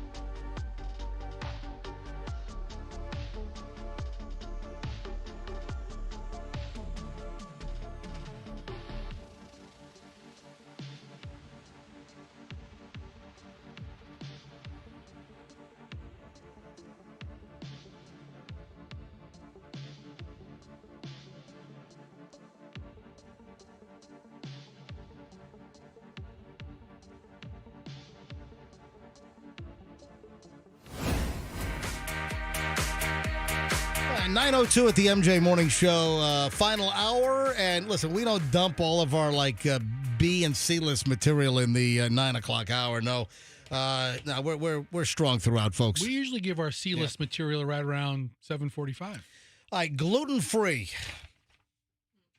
The whole gluten-free thing drives me freaking nuts. Listen, if you have celiac disease, and I've got a first cousin that has celiac, and if something with gluten even touches like a piece of broccoli, she has a reaction. So listen, people with celiac or real gluten allergies, that's a real deal. And I'm sympathetic. I feel terrible. I know that there's extensive research going on, and hopefully there's some promise on the horizon for those that suffer from celiac. But the gluten-free cowboys that come and go, listen, I don't want to mention any names, but What are we talking? Well, the folks, I'm gluten-free. Do you have celiac? No, I'm just gluten-free. And then you'll see them eating bread and because they can't resist, but it's like convenient gluten. You would have hated me circa 2016 because that was me. I was trying to do it for you were a phony gluten-free? Yes, I was trying to do it for weight loss and reducing bloating, which really I just needed to give up beer, and which has gluten in it too. But I was just like, okay, I'm going to try to be gluten-free for a while, but then I would turn around and eat rolls at dinner. Or what's the steakhouse chain where they've got those crack rolls? Texas Roadhouse. God, and the honey butter. Yeah, right. So good. Yeah. I think that's gluten-free. Let me see someone that's gluten-free without celiac. Yeah, go ahead and see how long you can last with a whole thing of those Texas Roadhouse rolls in front of you. 3.2 seconds. Oh my! It's just about brand new study out the downsides of gluten-free foods, including how that. If you're doing the whole gluten-free thing, that it actually can cause weight gain. Yeah. Yeah. Yep. Yeah, whether you hear the phrase gluten-free, you may imagine somebody with a healthy lifestyle. New study out. Not good news. Many gluten-free products are packed with sugar and calories, lack essential nutrients like fiber and protein, more expensive, and they're actually adding to your weight woes. So it's like exactly the opposite of what you're trying to do. That's like being a vegan and not actually doing it the right way. Like one of my best friends was vegan for 6 years. She ended up having stomach issues because she would eat vegan things, but she wouldn't put any of the nutrients back in her that she needed. Yep. The doctor was like, girl, you need to eat some salmon. You need to do something. Take an iron pill or something. Yeah. So Michelle, all right. Let me turn your mic on. By the way, the other voice you hear in the room is just someone named Riley. Hi. Riley's just hanging out. Doing a very nice hangout job today. All right. So Yes. can we talk about our friend, the convenient? Why not? Because that's rude. I'm not outing a friend on, your When has that stopped but- MJ from doing anything? But it's real. No, we have a friend that went through a gluten-free phase. But I think people think that gluten-free has a perceived health benefit that they want, like low carb. If I'm going to dedicate to a low carb lifestyle, which doctors have suggested before, hey, you really need to cut out the carbs, fat boy. I would suddenly be gluten-free because I want to eat pasta or rolls or stuff like that. They had like the gluten-free switch. It's like 1 minute the gluten-free, and then oh man, that rigatoni looks great. Up, switch off, switch on, switch off, gluten-free on, gluten-free off, and it was like a matter of convenience, or oh no, I can't eat your rigatoni bolognese because I'm gluten-free. I need chickpea pasta. I was like, I'm not putting my freaking I'm not putting on chickpea. Get the bleep out of here. You were so offended. I was. I'm not doing that. Anyway, yes, we've known some people that had the convenient gluten-free on-off switch. If something real, oh yeah, I'm gluten-free now, but oh man, that looks good. Oh, I'm not gluten-free for the next 5 minutes. All right. You know what people also don't realize too? You can't just introduce and take things out of your diet like that, because if you go gluten-free and then you eat gluten, you're gonna have issues in the pate. Like you can't do that to yourself. There you go. You know what? It's all crap. I mean, think about it. If somebody's trying to cut back on desserts and they don't eat desserts, so then suddenly they eat a piece of cheesecake. Big deal. Look at you guys hanging people for trying to watch their gluten stuff. I don't watch anything. Have you ever cut back on dessert? Yeah. No, but I'm speaking from an observational point, not from a practical point. What? Okay. But That listen, Fester's now dessert-free? yeah, no, I'm not dessert free. I know. I challenge you, Fester, to go dessert free. I did for like 30 minutes once. And it was Sure it wasn't 30 It seconds. was terrible. I was driving. We have an update from NASA. So is NASA now trying to figure out how to destroy that asteroid coming toward us that could impact the planet in 2032? Yeah, I saw a story last night that NASA is now plotting, that they're on alert and they're trying to figure out if any intervention is needed. But remember, I mentioned a couple of days ago that there was a story that it's too late for us to try to throw the asteroid. It's not. Hold on, Okay. it's 7 years away. You're telling me with our technology that, Elon can't shoot a Model X into space and knock the damn thing out of the way or something? We just have to move it by a little bit. Like if we move it by like a Elon can put his 14th kid in a capsule and shoot it into the asteroid. he can put himself in the capsule. That's what I'd like to happen, Yeah. Yes, actually. please. Leave the kids alone. I mean, send him up. Yeah. I'm not a big Elon fan. I'm not either. Yeah. I love him. Yeah, Fester. I love the son of a bitch. Yeah, great. All right, so the asteroid 2024 YR4. Remember, we've been tracking the increases, and it's like every day in the last week, the increased chances of it hitting Earth have been kind of comical to watch. Like, 2 weeks ago, it was like a 1.8 chance. Then it became 2.1, then 2.6, then 2. Now it's like a 3.1% chance that the asteroid's going to plow into the world in 2032. And I even brought this up yesterday. So they're now tracking the potential trajectory, and it looks like it could impact somewhere in Africa or the Middle East. See, how do you know this? 7 years out. Listen, I know that they can do calculations. they're pretty accurate on this stuff. I get it. But this is important, that if there's a 3.1% chance of it bashing into the planet, there's still a 97% chance that it will not. Right. But I am a little interested, a little bit of an eyelash twitch, that it has been going up like 1 point a day over the last week. And I was joking that by May it's going to be a 94% chance that it's going to hit the world somewhere. But NASA is now looking into how they would intervene in the event that the asteroid is coming this way. A potential collision with Earth project. You think anyone has this playing on their AirPods or their Alexa speaker? Oh, they hate it. What? They hate it. They probably despise this song. No way. They have it on repeat. This is their jam. That's why they hate it, because No. somebody's had it on repeat No. since 1990, whatever. This is like no. This is it. This is their anthem. They're like, we saved the Earth once in a movie. We can do it in God, real life. You know what would be terrible? Is if they did like Armageddon 2. No. And if they had Bruce Willis do the part now. Stop. No. I know. It's terrible. Come on. Listen. What is wrong with you? Yeah, I love Bruce Willis, and I feel terrible for Bruce Willis. But listen, sometimes I say stupid things. This is like the old movie with, I think, Taya Leone and Morgan Freeman as the president, Deep Impact. Well, we got hit with a. Archive you just pulled out. The Armageddon movie. Forgot about that movie. Armageddon movie actually saved the planet. Deep Impact, everybody was screwed. Brace for impact, folks. 2032. I'll be ready to go by then. 2032. Yeah, so NASA is looking into it. Listen, I love this. This is my favorite quote of the day. So, no one is panicking, but it's definitely what we're talking about in the hallways of NASA. 22nd. Oh, boo. December 22nd, 2032. So, that's going to mess up your last minute Christmas shopping. Yeah, All right. So, Michelle. What? I need to operate like this thing's hitting. I've got to, I think, ramp up my scuba diving bucket list locations. Oh, that's not what I was thinking. Oh, what were you thinking? Little boom boom time? Oh, no. That's not what she was thinking either. No. What were you Best thinking? face right now. I got a lot of shopping to make up for. Fester, did you see her breadstick video at Olive Garden? Oh. Hey, Riley, did you see that? I did see it. That's my wife. I know. She's a lawyer. And you're very lucky to have her. What does being a lawyer have to do with that? I mean, come on. I actually edited it. Michelle, you get more shopping time after the show. Let's put it that way. There you go.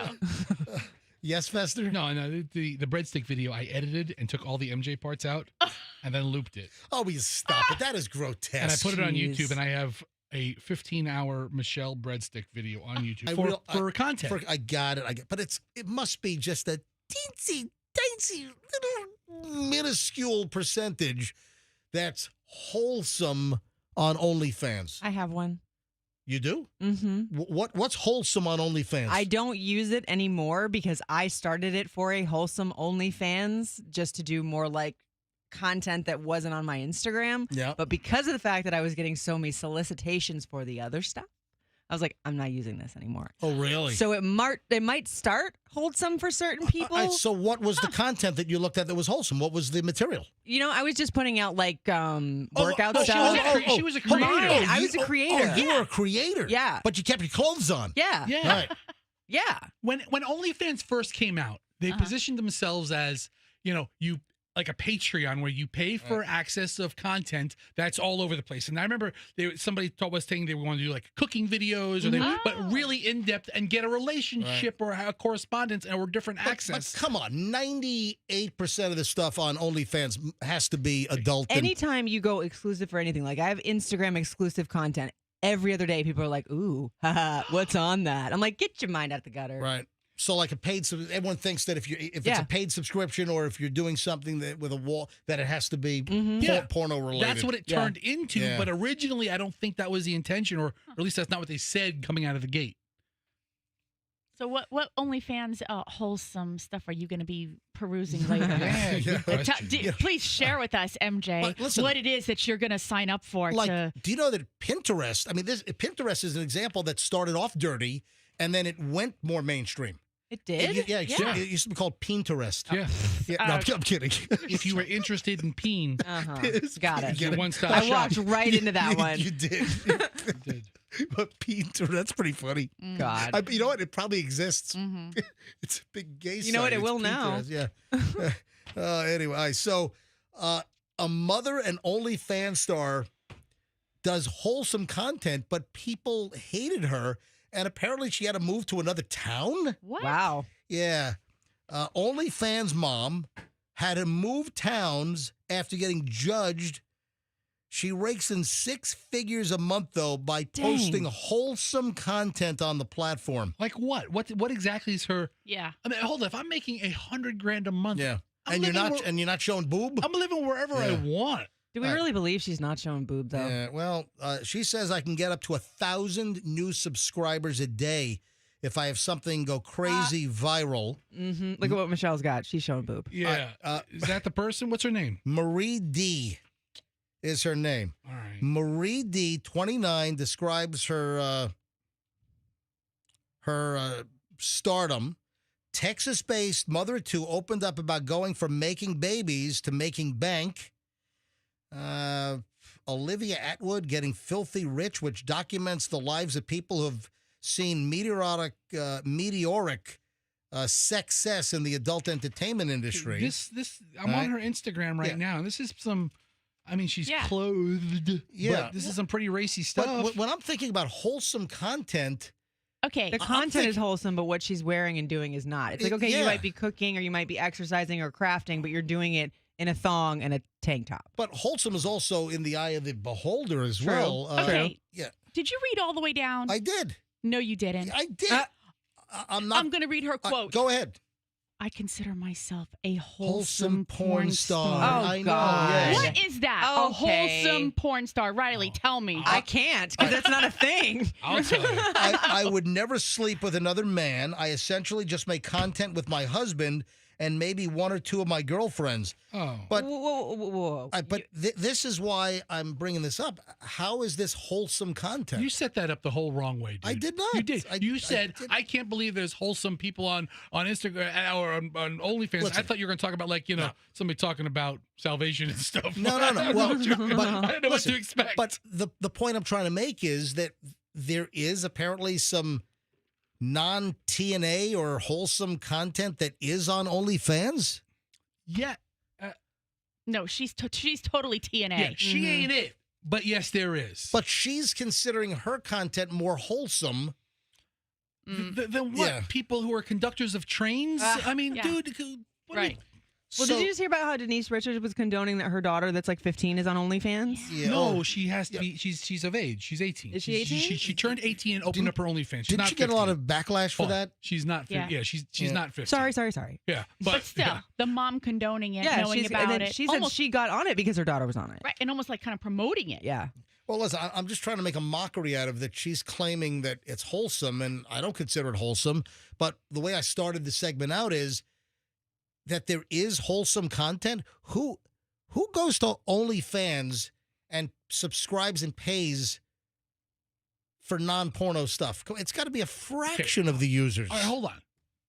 You have acquired a moderate degree of some kind of broadcasting success in your life. Oh, well, thank you for that analysis. If you gave a exclusive show with unheard broadcast material and commentary, and somebody paid you $5 a month to watch it 3 times a week, what would they pay me if I did the show naked? Oh, God. I'd pay you not to watch it. No, but MJ, if you did and there was an avenue to correspond, or they get something in return. I mean, it's $5 a month. You only need 50,000 of them to make a lot of money. I think that she is giving a little bit like, okay, well, this is wholesome, but people always think it's exclusive. At some point, she's going to give more. And anytime you put exclusive on anything, all of a sudden it becomes this, I have to have it. Well, I don't think you could use the word wholesome and pornographic in the same sentence. Well, apparently she did. But she's doing content that's racy, but it's not. Okay. I guess fully pornographic, and then she's classifying it as wholesome.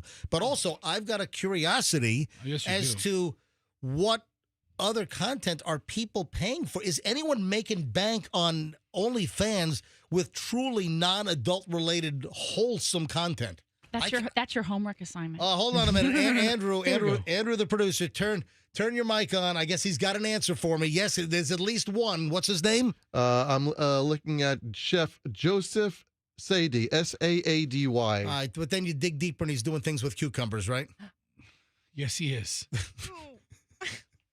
So a lot of celebrities have OnlyFans pages where they don't put that kind of material out, but you're a fan of the person, and you might have a different degree of access to them. Anyway, so I've never been on OnlyFans. I can't imagine that I will ever go on OnlyFans. 9:21 at the MJ Morning Show.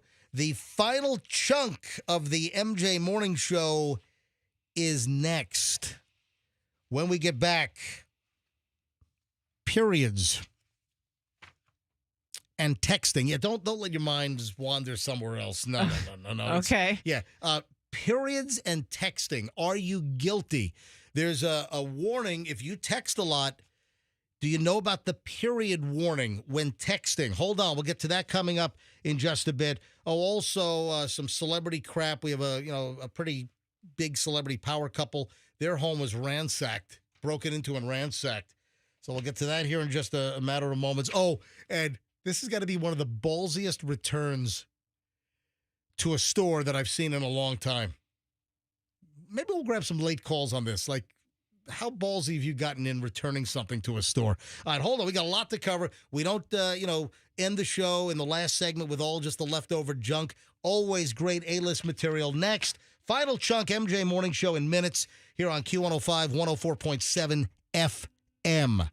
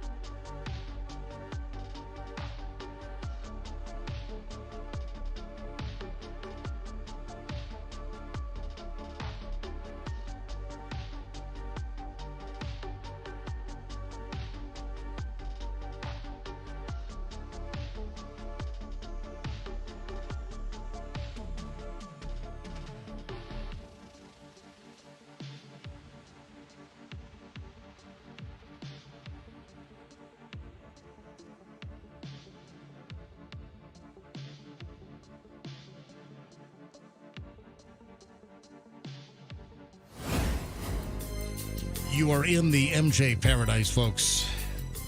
It is 9:30.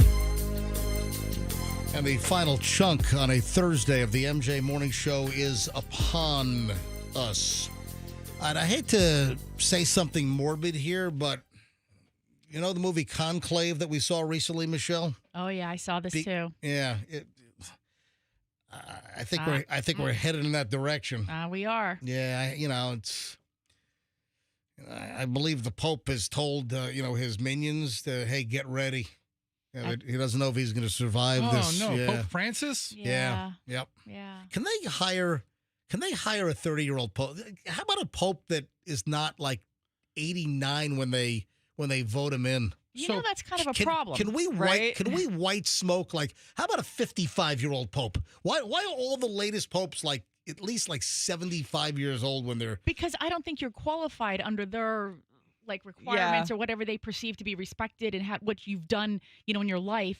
Mm-hmm. You have to be a certain age to have like achieved You have that. to have experience when you're counseling people on greater issues like, death and marriage and all that. and you don't think that a 55-year-old pope can do that? 55, cool. 30-year-old, hell All no. right, okay, Right. fine. All right, Yeah.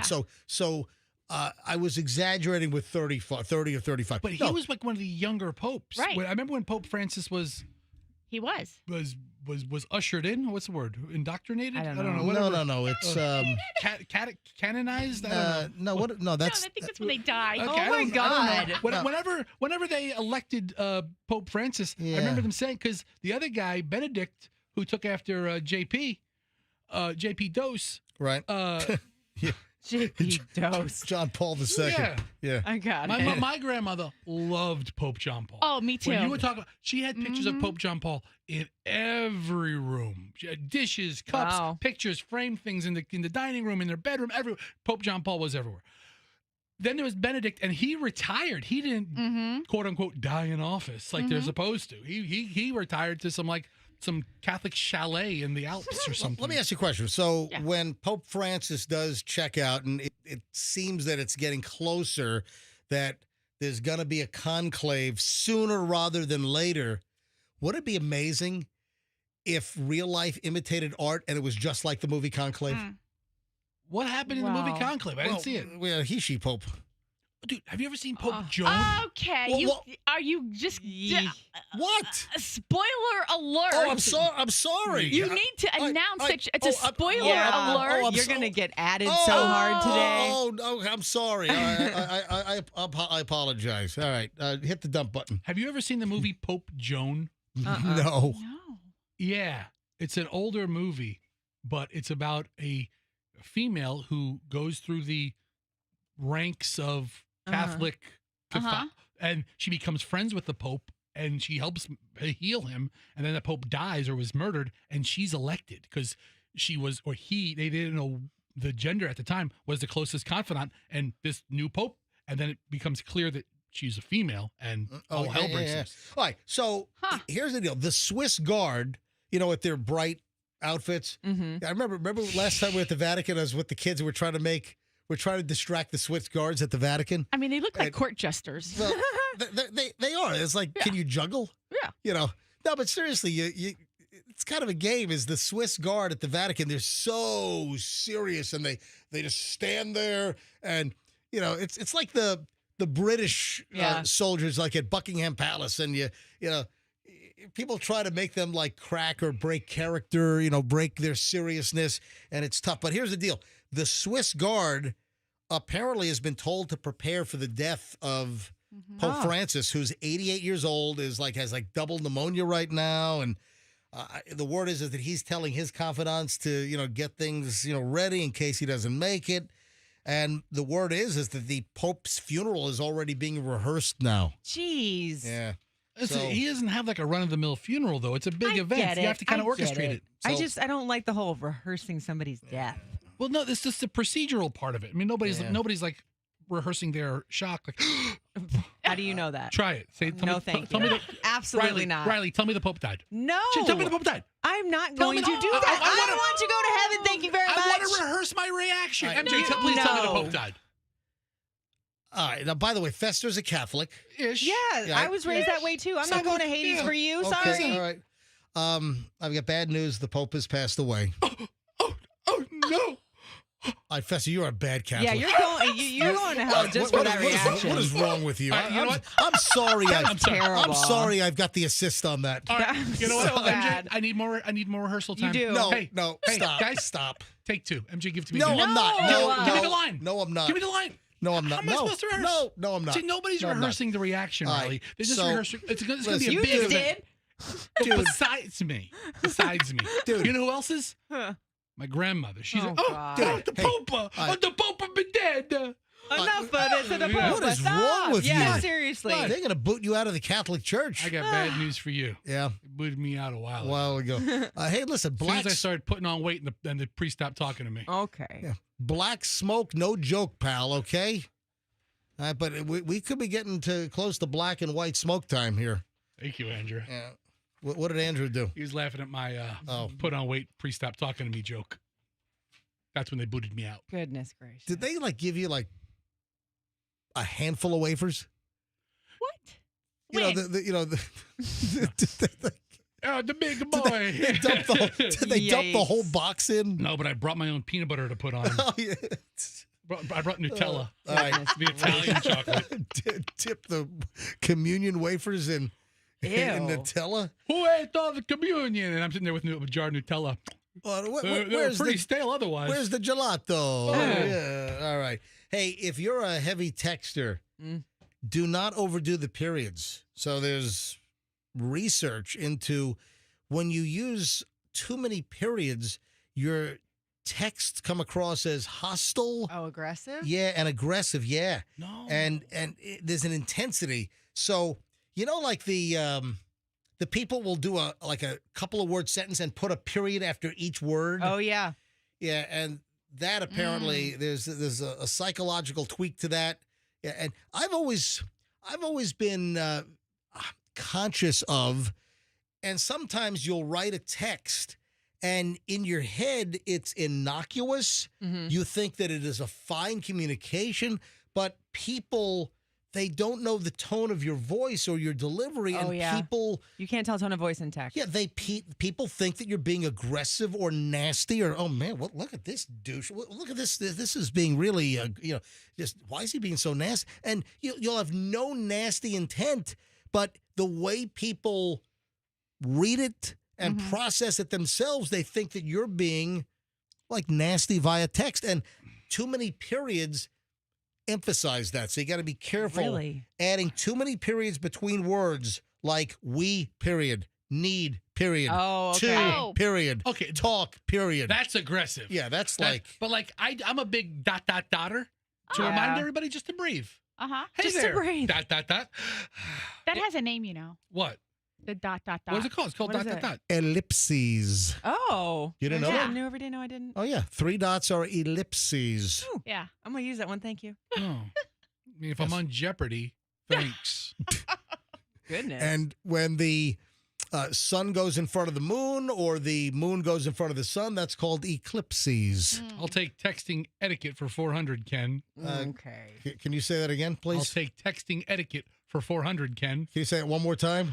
I'll take texting etiquette for 400, Ken. It took me a little time to get to the right page. All right. Risk it all. It's daily, Risk it all. It's daily double. Known as the dot, dot, dot. What is ellipses? Thank you, MJ. Just be very cognizant of your ellipses.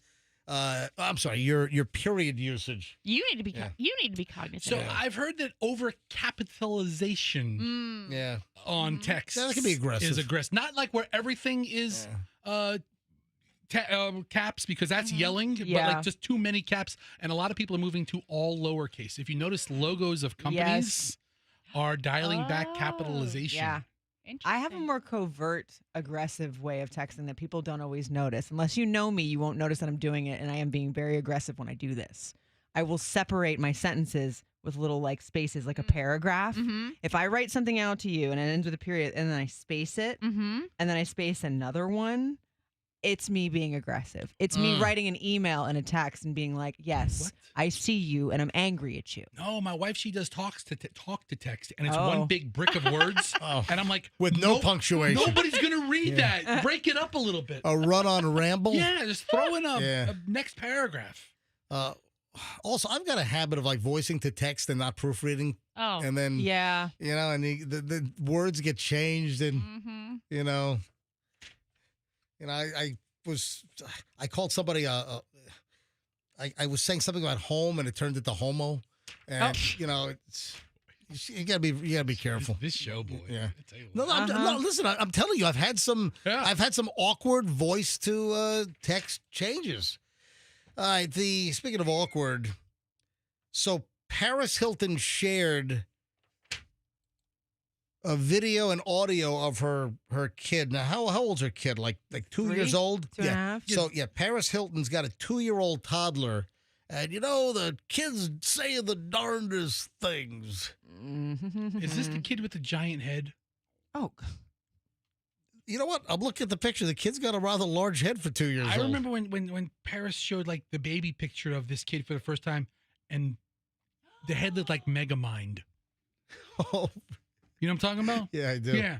I mean, the kid has Hey, don't pick on the and 2-year-old. Paris actually came out and she's like, you know, get off my baby's case, leave my baby alone. And you know, I'm not one for overtly going after kids, but Andrew, this kid has a big is head. this properly bleeped? Andrew says he hopes so. Paris Hilton shared a video of her 2-year-old kid, and the kid's like sitting at the table. You can see the kitchen in the background. By the way, she's got a nice array of Sub-Zero appliances back there. I bet she does. Yeah, and the kid looks like, is the kid's hands in like a bowl of Cheerios or something? Or listen to Paris Hilton's 2-year-old kid. Did you just hear that? It's on video. Kid just... What did you say? The kid's dropping the F-bomb. Oh my God. I mean, the kid is just saying F, F, F, F. I mean, doesn't every parent have one of these videos of their kid in their phone? I know I have several. I'll admit it. Do we have to edit it if a 2-year-old says it? Yes. Yeah. I mean, if being an adult I yells mean, at it's me. funny and it's cute when they do it when they're little. They don't know what they're doing. Right. Hey, Michelle, do you remember? Yes. Okay, what am I about to say? We used to drive Chloe around the neighborhood, especially around July 4th when the flags were hanging out, because then you'd be like, what is that? And she'd go, and she'd Oh my say God, that I word love it. instead because she couldn't enunciate Yeah. all of the Yes. consonants in there. And we would do it on purpose and laugh and Flag. laugh. Do we have it on video? Yes. Yeah, so we have it somewhere. So every flag Chloe could not see. She's like, what, 2 years 2, old? yeah. Yeah. And every flag just became the F-bomb. And she would point and yell. She was so excited. Yeah. You know, we'd drive through Palmacia or something, and all the houses with the flags that are on the flagpoles, you know, attached to the little, you know, the little bracket on the front porch. And Chloe would go, and just every single one was the F-bomb. Yep. And it was, I mean, she could not say flag, and flag became, you know, the... I swear this is like one of the small joys of being a parent. Right? Is those times. You know, but by the time they're 4, you're Well, like, don't say that in school. Yeah, your kid dropping the F-bomb everywhere. That's, You know that's what? You cute. take pleasure where you can get it. I'm just saying. Yes, Riley. Thank you. It's the kind of thing you don't want to see in front of other people. But privately I at really, home. like, honestly, if everybody wants to be all and clutching their pearls about it, go over there. It's fine. It was fun when it's your kid. You're driving around. Shoo. If you want to be sensitive around me, go somewhere else.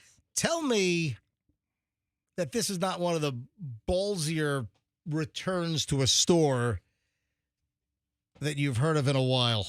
You know where this happened? Guess what store this happened at? When you say ballsier returns, No, this takes some cojones Okay, all right. to make this return. All right. Anyone want to guess what major big box store this item was returned to? Would you like a hint? Mm-hmm. Oh. The Homes of Depots? Yeah, exactly. At the Home Depot. This guy buys a plant, and 7 months later, he returns the pot with like the dead stick. I've done this. Well, get out of here. No, not to Home Depot. I did it to a small, like it was a locally owned business. Oh, so you really hosed them. you should. Like a Home Depot could absorb it. But Absolutely not. Because I That's spent exactly what you did. $56 on this damn plant. Right. And they said, with very low maintenance, doesn't need a lot of sunlight. Can't and kill it. I did everything I could. And Right. they said, if you bring this receipt back, we can either come back and give you an exchange for the same plant or more money. When I came back, they didn't have the plant, so I got the money. Yeah. It's $56. If you Oh, tell all me right. I can't kill it, then it better not be, that thing better be invincible. I will make it my life's mission to kill something you say is unkillable. Okay. I mean, the you guy- can't kill this plant, oh yeah? guy buys a house plant, and you know it's a good sized plant in one of those black plastic buckets, and there's a picture of the guy. It's like just a brittle stick sticking out of the potting soil. 7 months later, the guy brought the dead plant back to Home Depot. It's- Did they take it back? they took it back. Home Depot take Yeah. back almost anything. Really? Yeah.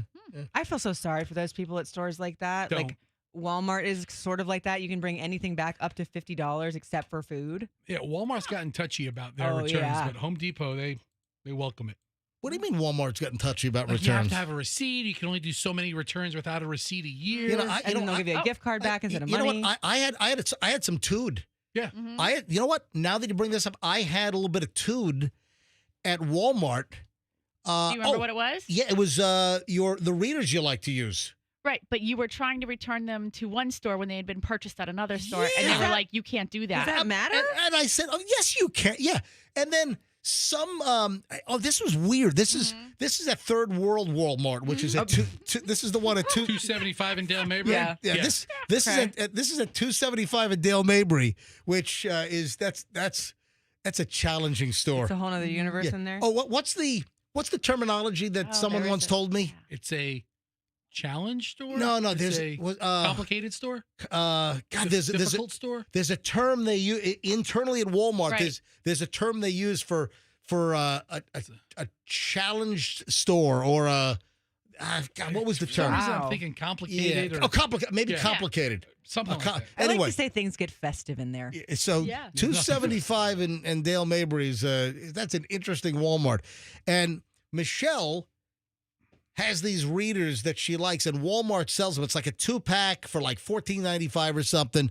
And one of the glasses was incorrect, right? Didn't Yes. somebody like took Yeah, somebody had swap swapped out. So they different could have like different powers? Yeah. So like +1 or +125 or whatever. Mhm. So I go to the Walmart at Dale Mabry in 275 to just exchange. I don't want Yeah. money back. I just want to exchange them. And they're like, "Nah, this is from a different Walmart," because I had bought them at the Walmart on Gandy Yeah. and Manhattan. near our old radio studios in South Tampa. And they're like, no, you can't return them here. It's a difference. I'm like, what are you talking about? I can buy something here and return it in freaking Plano, Texas. Walmart is Walmart. And then like some plain clothed complex. Somebody just called. I love our audience. Yeah. Someone just called Andrew and said, the term is complex. Yeah. So Walmart, for a difficult store, they call it a complex store. Yeah. All right. So then this plain-clothed loss prevention guy comes up like he's the manager. No, you can't do that. I'm like, what are you talking? I said, who are you? I'm an assistant manager here. And then he walks away, and I said, who's that guy? Oh, he's in loss prevention, like undercover. Oh, my God. I'm like, tell this guy to get out of my face. Yeah.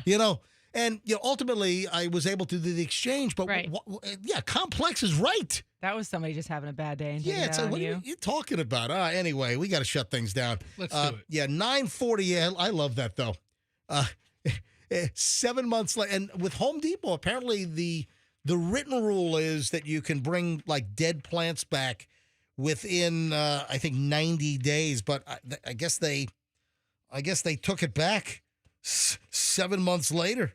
They took the guy's plant back. All right. Final thing here. I teased this. I teased the celebrity home. This is a big celebrity couple, and their home was busted into and ransacked. They don't think it was like one of these marauding South American, Chilean, NFL and NBA, bust-in gangs. But did you hear who it was? No. Nicole Kidman and Keith Urban's house was busted into. Wow. Yeah, and somebody tossed it up good. That sucks. I feel bad for them. Mm-hmm. Yeah, Nicole Kidman and Keith Urban's L.A. home was burgled by the Hamburglar. Yeah, was it rabble? You know what? Rabble, yeah. It's award season, so they must have been at some award ceremony. They knew that they're going to be there. Yeah. It might not be that complicated. They might have just left their door open. No, seriously. No. I'm not kidding here. We were talking about this earlier. They just leave Riley their door said. open. Yeah, from TMZ. An unsettling situation for Nicole Kidman and Keith Urban. Cops say an intruder broke into their home. Law enforcement sources tell TMZ that Nicole and Keith are the latest A-listers to become crime victims. Now their L.A. area home's been burgled.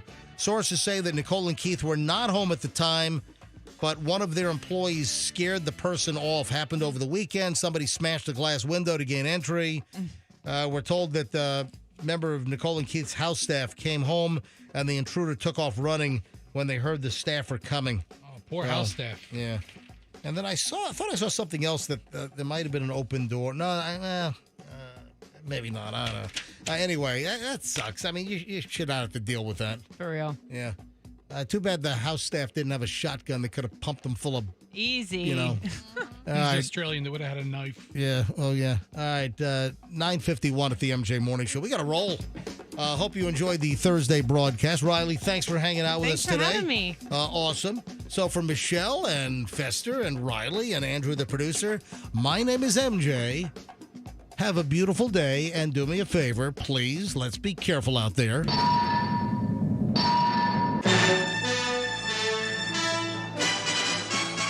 HCA Florida North Lakeland Emergency at the intersection of U.S. Highway 98 North and Carpenter's Way is now open 24/7. Visit HCAFloridaHealthcare.com to learn more. This emergency department is part of HCA Florida Brandon Hospital. This is not an urgent care center. Its services are billed at hospital rates. WeatherTight Windows. They only sell top.